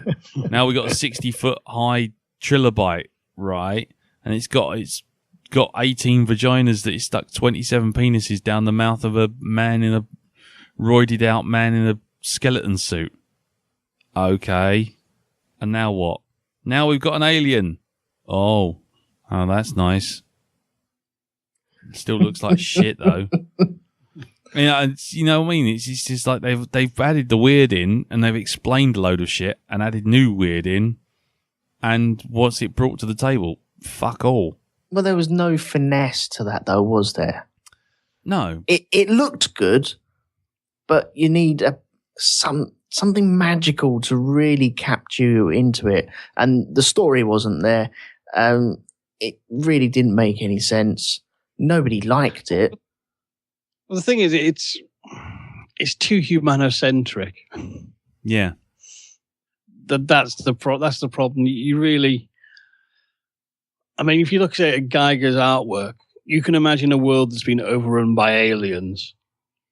You know what I mean? It is full of weird skeletal structures and weird altars and things that weird mad angles, things that don't work right, strange necropolis planets.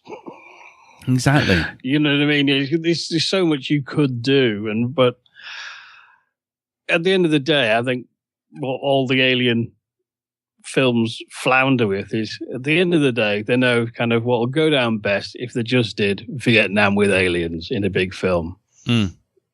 Exactly. You know what I mean? Just hundreds of space marines, massive battles against hordes of xenomorphs. That would clean up and people would probably like it. Yeah. They probably, once you start adding bits to mythology, you instant people, for any one like it, 10 will hate it. Yep. You know. So are we saying steer clear and don't make any more alien movies then? Well, I think kind of there is always a thing with film franchises that the more films you add to them, the more you sort of diminish the original's legacy. And I think it comes a point where you have to say it's kind of, how many times can you go around this ride? It doesn't work. And it is a law of diminishing returns. And, I think if you look in the history of cinema, the kind of when things do work is when you say get a director like Ridley Scott, who clearly enjoyed 50 science fiction movies. Yep. And then he made Alien. And you need a young director who said, I really liked Alien and want to make something in that spirit. I mean, that works. I mean, that's what Spielberg did. That's what Lucas did. That's what Zemeckis did. That's what Joe Dante did. This is what the makers of Stranger Things are doing now. They're, you know what I mean? They're making something that's and something new, but, you can trace a line of descent of where, people were fans of this, and fans of that. You know what I mean? They make something like it when they can. Yeah. But you don't get that in sequelization. Yeah. Yeah. I mean, how many films have you liked, like a scary thing? So, I mean, like Halloween or Nightmare on Elm Street or Friday the 13th? Well, it's one of those things. I mean, in every case, the first one's the good one. Exactly, but that's what I was going to say. It's just like with the one or two rare occasions where you get something like Nightmare on Elm Street 3: Dream Warriors, which is arguably the most entertaining sequel out of all of them. Even if it's not perfect, you sit there and you go, okay, that's because you did something different, but effectively you've stuck the monster to, its original rules, and you just played with the limitations of the monster in a playground, which is where the story comes from. Whereas in Alien, what they do is they go, oh, and today it can spit acid, and tomorrow it can walk on the ceiling, and the day after it can see through walls or something. Well, the thing is, if you look at the sort of the 80s horror franchises, the best sequels are the ones they intended to be the closing chapters. Yeah. Dream Warriors was supposed to be wrap up Freddy. Yeah. So one of the best Friday the 13th is part 4, the final chapter. That was meant to wrap it all to up. be it. Arguably, you can say the same for Halloween H2O. That's the next best sequel. That was meant to wrap it up.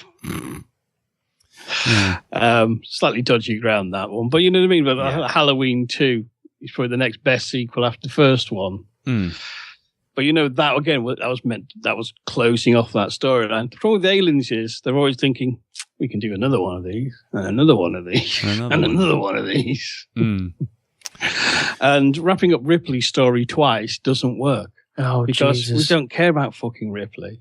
I know Sigourney Weaver does, but No, I don't know. Just a little point. We are around about 30 seconds from running out of our time on Mixler. So what we'll do, we'll go off air from the chat room. So thank you to everyone who's joined us in the chat room, and we'll wrap it up ourselves and plug the shit out of all our stuff off air. So thank you to everyone who's joined us there. You really have made it. There's loads and loads of chat in that chat room, so it's been excellent. So thank you guys. Yeah, thanks guys. This off to the podcast extras now. Oh yeah, this is behind the scenes after dark. Yeah.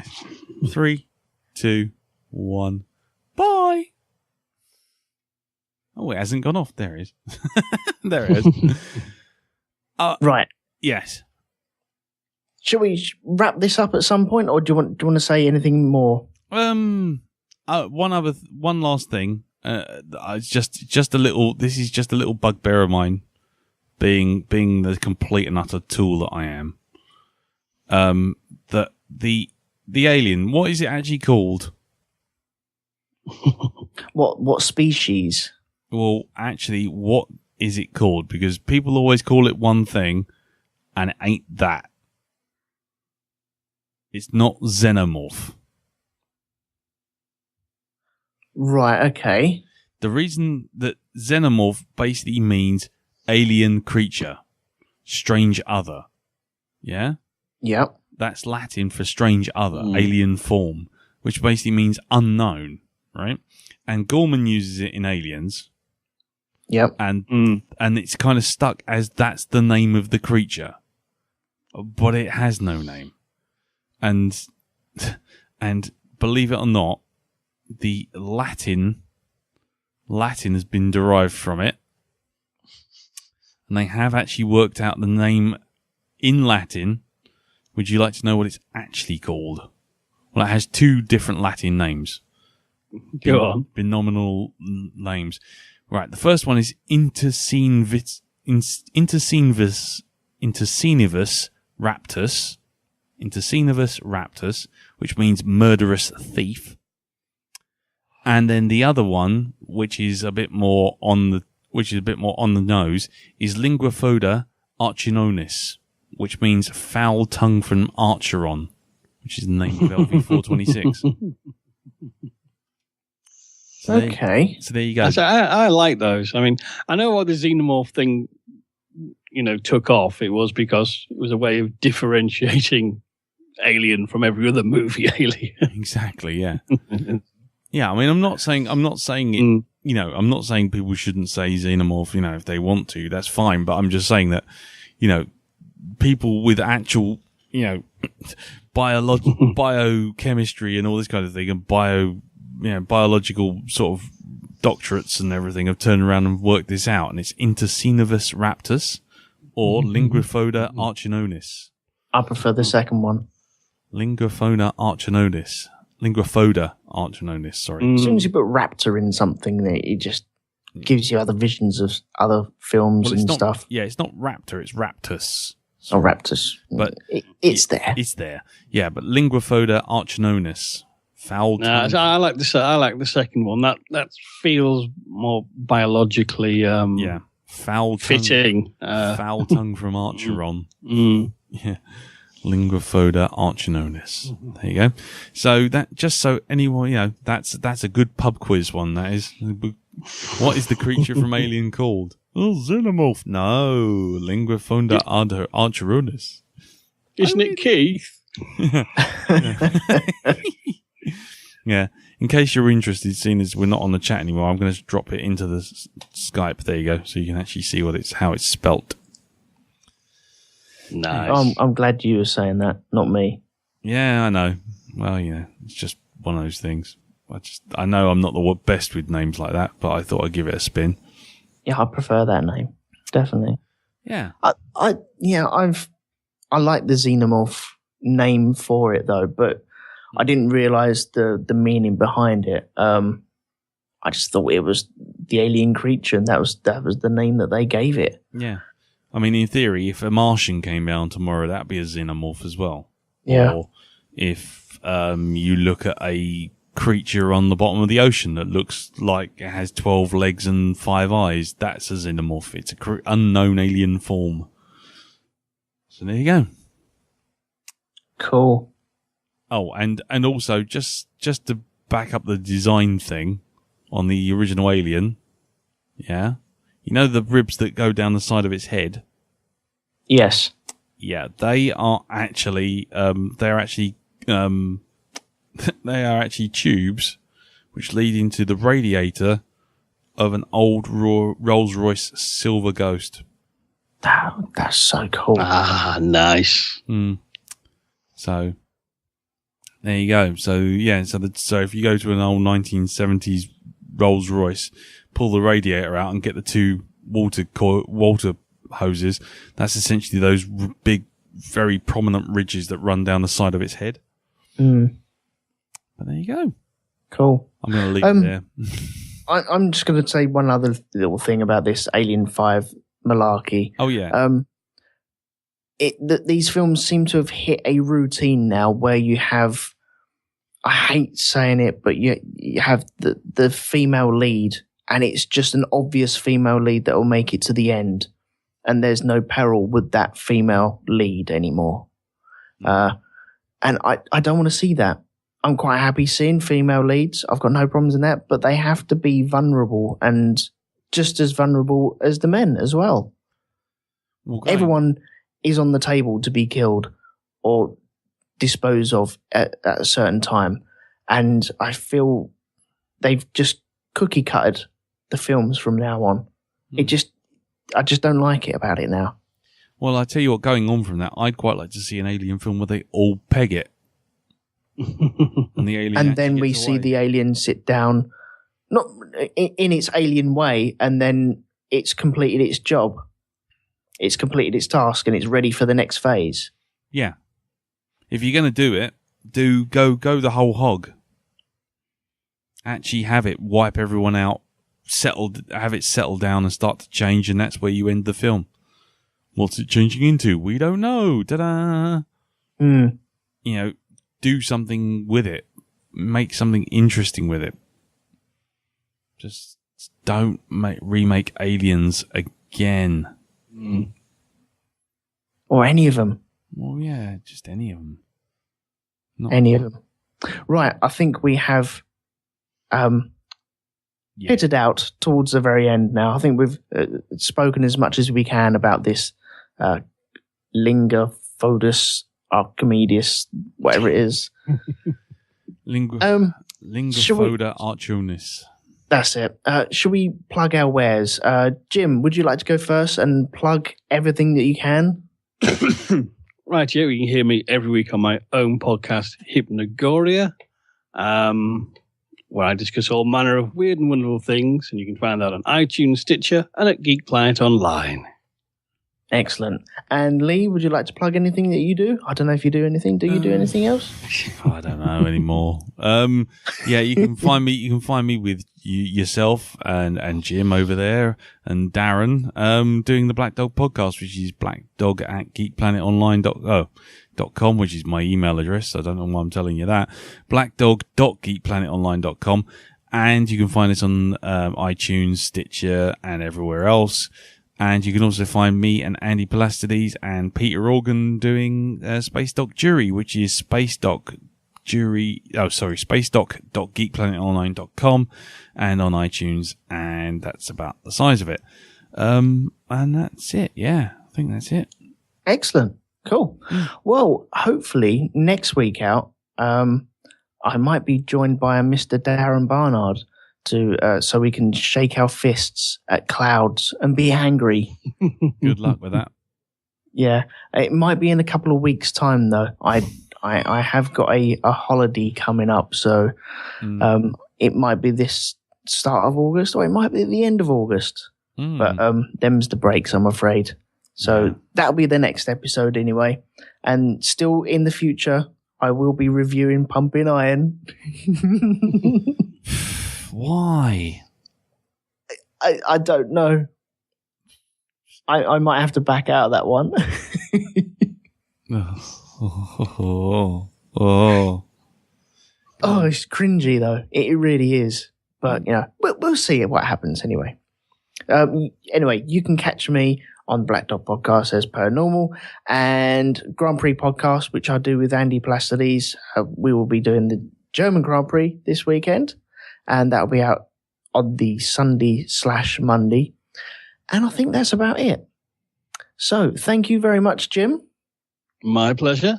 And thank you, Lee. No problems. Thank you for joining me to talk about this. I've been wanting to do this for a long, long time. This is possibly the longest episode on Chunky Lab history now. So that's something to be proud of. Oh, well, there you go. That's something definitely to look forward to. Yeah. Yeah. Right. So it leaves me just to say, please leave quietly, just in case they can hear you scream.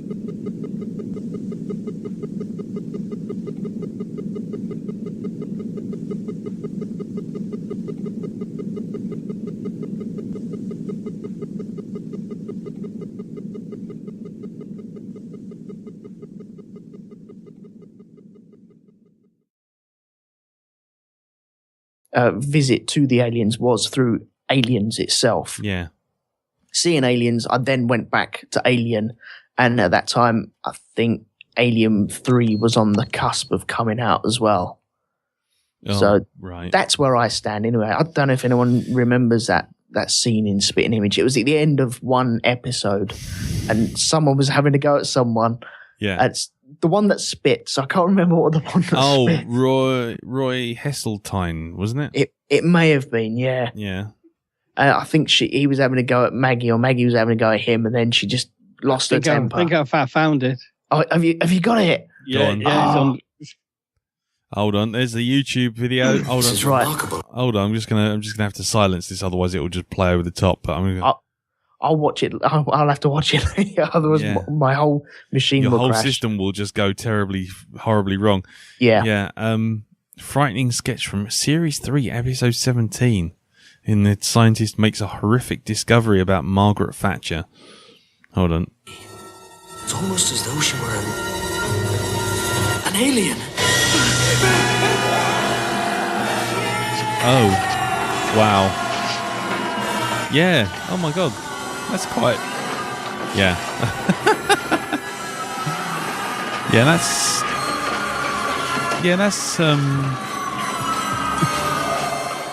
That's different. That was a thing. Yeah. Wow. I'll have to check that out later. Yeah. Yeah. It sounds terrifying though.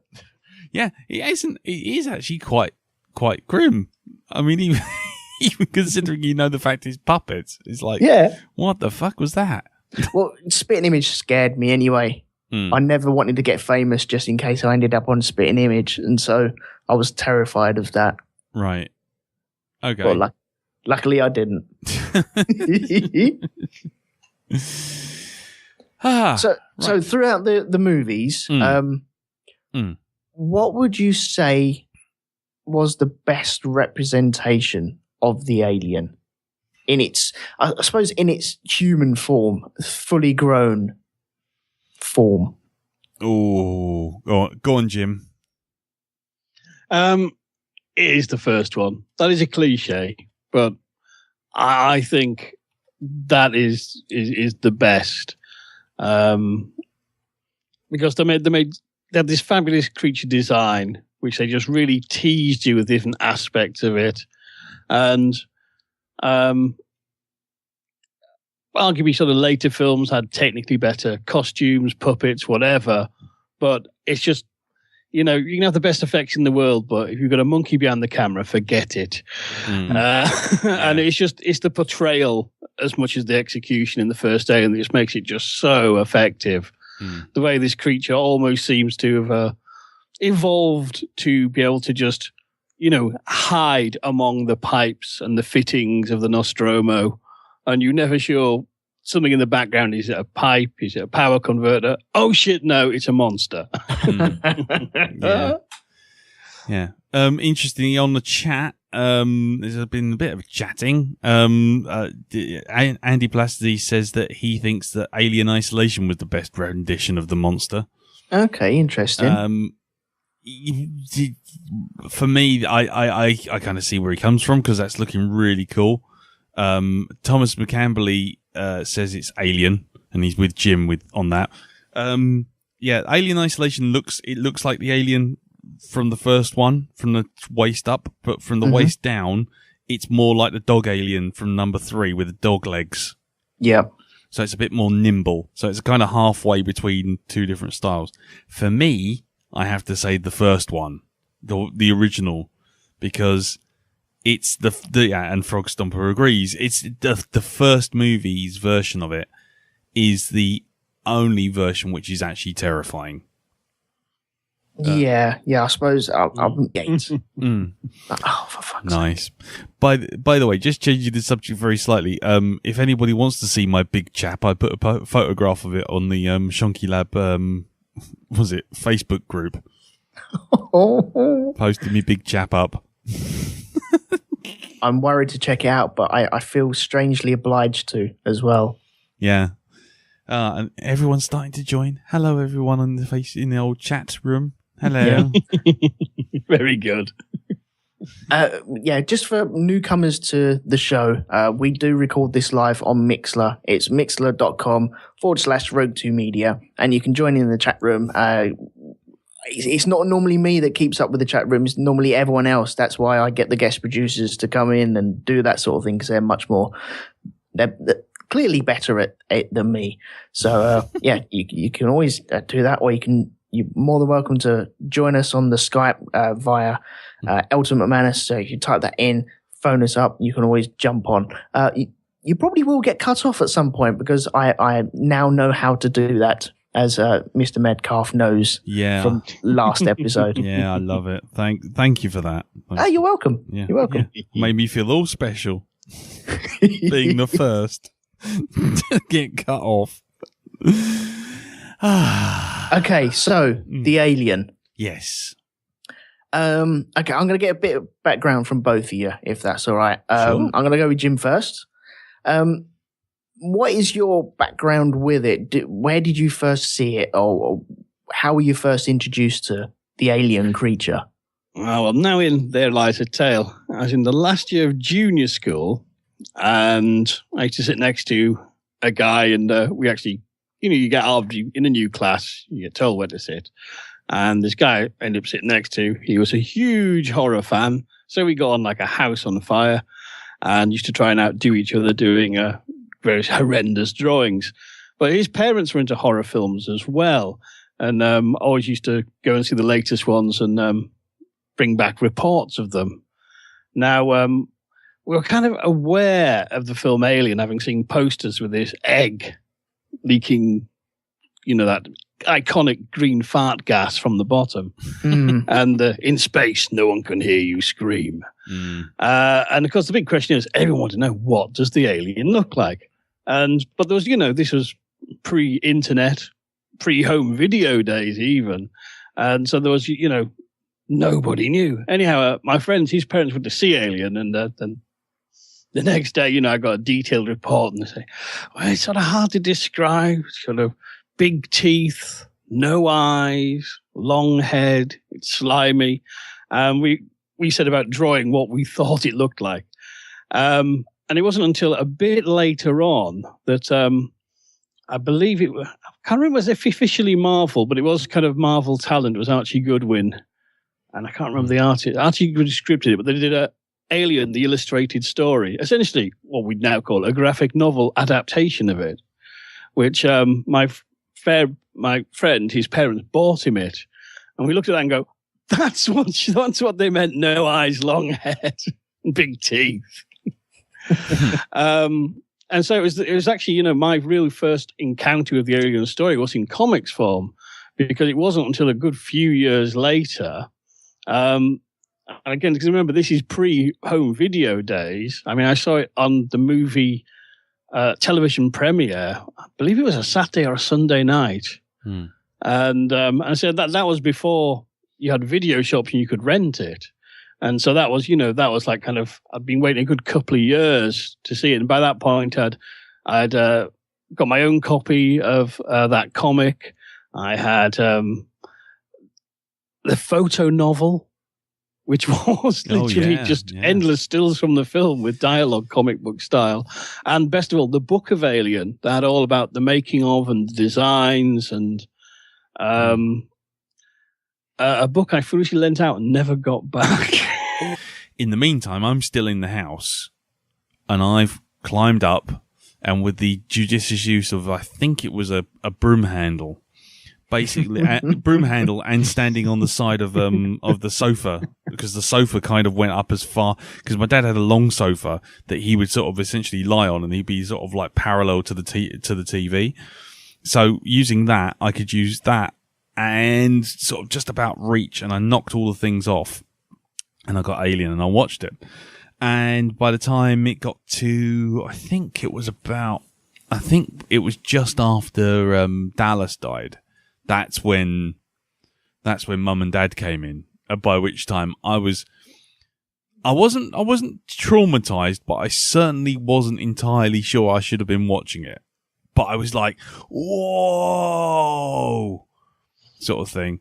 But also I was also like, because I'd never seen anything like it, and I was so it kind of warped me a bit.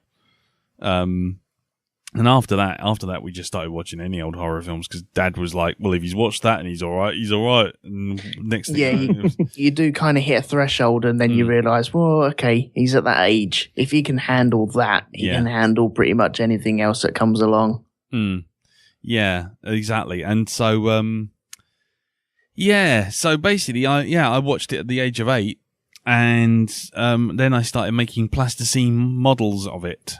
Because we still couldn't work out, and then at that point, basically, Mum and Dad had turned it off. They just sort of like, get off, you shouldn't be watching that, getting really cross, but then later coming round to the whole idea.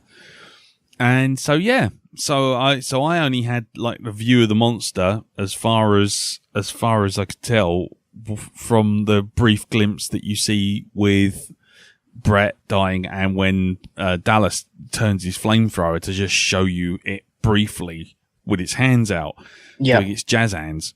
So as far as what it really looked like, I hadn't got a clue, and it wouldn't be for at least another couple of years before I got to see it all the way through. Yeah. Awesome. Yeah, so that's about it, really. I mean, but it sort of it impacted. Let's put it that way. It's definitely one of those ones where a good couple of months afterwards, I was like, I can't go to bed in the dark. Oh, you just reminded me of something as well. Hang on, I've got to write this down. Okay. Well, my interpretation of, my way it was brought out to me, there was something that happened before, but I'll drop back onto that in a sec. But I first watched Aliens, and my brother was in bed, my dad was out working, and it was just me and my mum. I think my mum had seen it before, and I'm pretty sure this was the television showing. I can't remember what channel it was on, but I don't remember any adverts being on it. Yeah.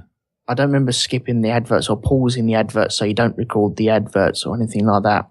But I recorded it and watched it with my mum.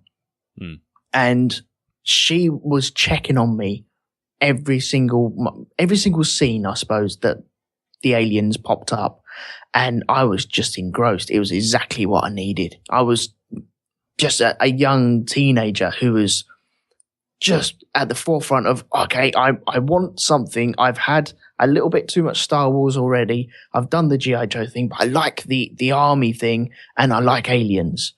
And this came along, and it was just exactly what I needed. The thing before that happened about that, though, I was watching an episode of Spitting Image, and there was an episode where Margaret Thatcher turned into a massive alien, and she got this massive long head, and that scared the bejesus out of me. Yeah. And I remember asking my dad about that, and he's like, "Yeah, that's the alien from Aliens," and that's where I think my curiosity was budded there, and that's why I wanted to see it. But my first proper later years, it's kind of, where did that swag go? I was with a fortune now, damn it. But by that point, I did virtually know every page of that book off by heart. So it's kind of, it was quite strange. I was so immersed in Alien before I'd even seen the movie.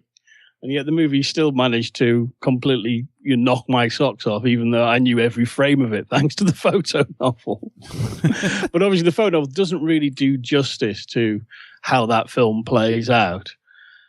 And there's some bits were actually, to be honest, incomprehensible in the photo novel of what was actually going on. Very grainy pictures, etc.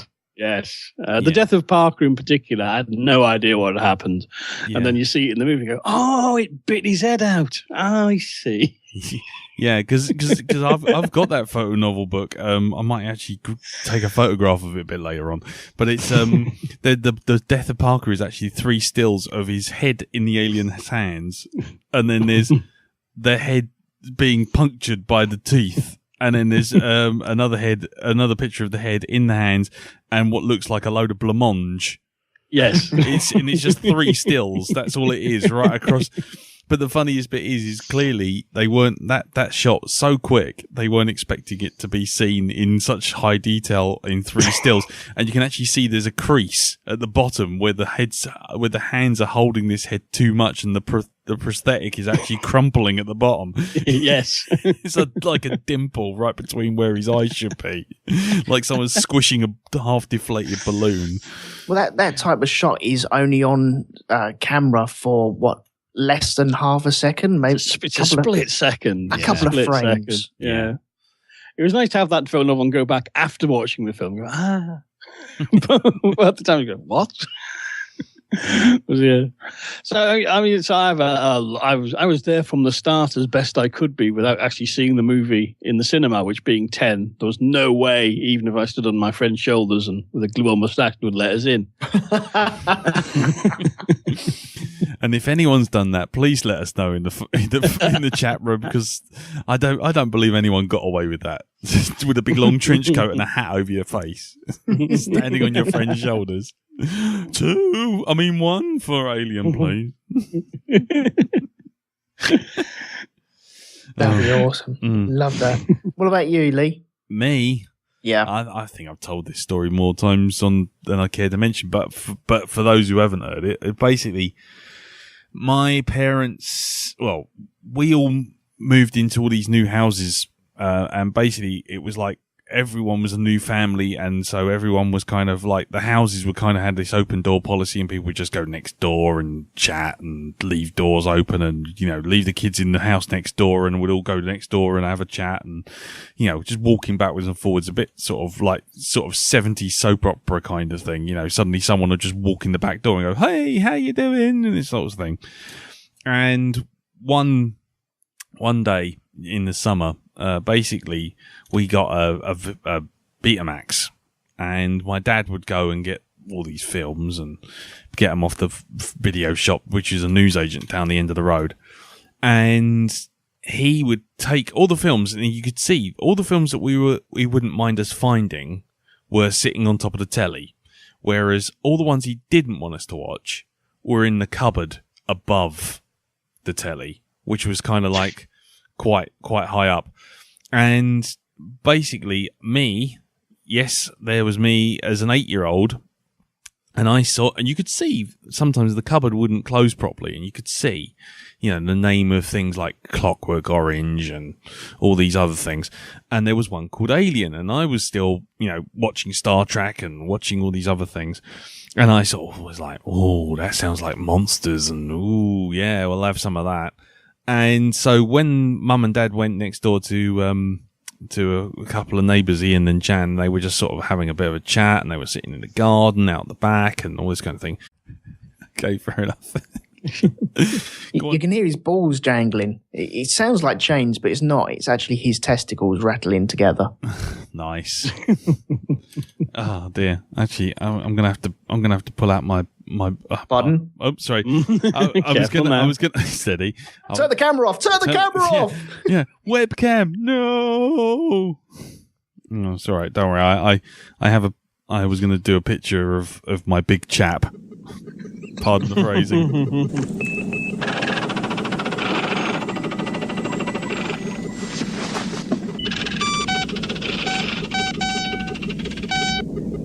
Hello everyone, welcome back to Shonky Lab. I'm Elton, and this week I'm joined by my guest producers, Mr. Jim Moon. Hello. And Mr. Lee Metcalf. Hello. And we have got a wonderful subject, I think, because we don't get to talk about this type of thing in film reviews that we normally do across the board. And I think across the board, between us three, I think we've covered all the movies, haven't we? Yes. Probably, yes, yeah. At some point, we've either spoken about them or spoken about all of them. I can't remember what ones I have done, what ones I haven't done, but I've definitely spoken about them on various podcast episodes throughout my history doing these sort of things. So, but I never really got down and dirty with the creature itself. So we are here to talk about the alien creature, the HR Giga. Giga. He's Swiss. It's not Geiger. Giga. The HR Giga creature. And all its, where it came from and how it has developed. And do we think it's right? Do we think it's wrong? What do we like? What don't we like? So yeah, that's why we're gathered. There's no giving away anything. I did think about giving away donations of coins today, but I don't think I'll be doing that. I think I'll be saving that for something else more related to that. Yeah, so there's no giveaways or anything. So sorry, guys. I know you wanted that 5 pence. Maybe you can give away face hugs. Maybe give away other famous movie aliens. Go on, who wants Alf? He's up for free. Oh, yeah. You can take fucking Alf. Oh, fucking Alf. Yeah. Alf. Every time you say Alf, because you every now and again you bring up Alf. And that picture, because I always remember that story. For anyone who doesn't know this, I was working in an elderly gentleman's house, and he had a stair lift. And it was a bit grotty, but, he was a pleasant enough fellow. It just surprised me because I have to run the lift up and down. So I got on this stair lift and ran it up, very bored. Got to the top, turned around, and where the wall goes up to the ceiling from where the stairs are, there's a giant picture of Alf. Blue tacked to the wall. Cut out. He's clearly got a poster and cut around the edge of Alf, blue tacked him to the wall, and there he was to behold. And I naturally took a photo of it and put it on Twitter straight away. Yes, as you should do. Yeah, I felt obliged to. Yeah. Alf. And I'm always, whenever Jim, because it's always Jim that brings up Alf, and I'm like, oh, for fuck's sake. And that picture just pops back in my head. It's like I'm there, back on the top of them stairs, staring at that picture. It's very strange. Yeah, nice. So when you die, you go up the tunnel, you see the light at the end. You know what's going to be at the other end. It's a fucking picture of Alf. Nice. Oh dear. Yeah. God will be turning around to me and saying, okay, Elton, you can go up this staircase, you can go up that staircase, or you can go up this staircase. And I'll walk up that staircase. I will turn around to wave to God and all the rest of my family, and there will be a picture of Alf, blue tacked to heaven's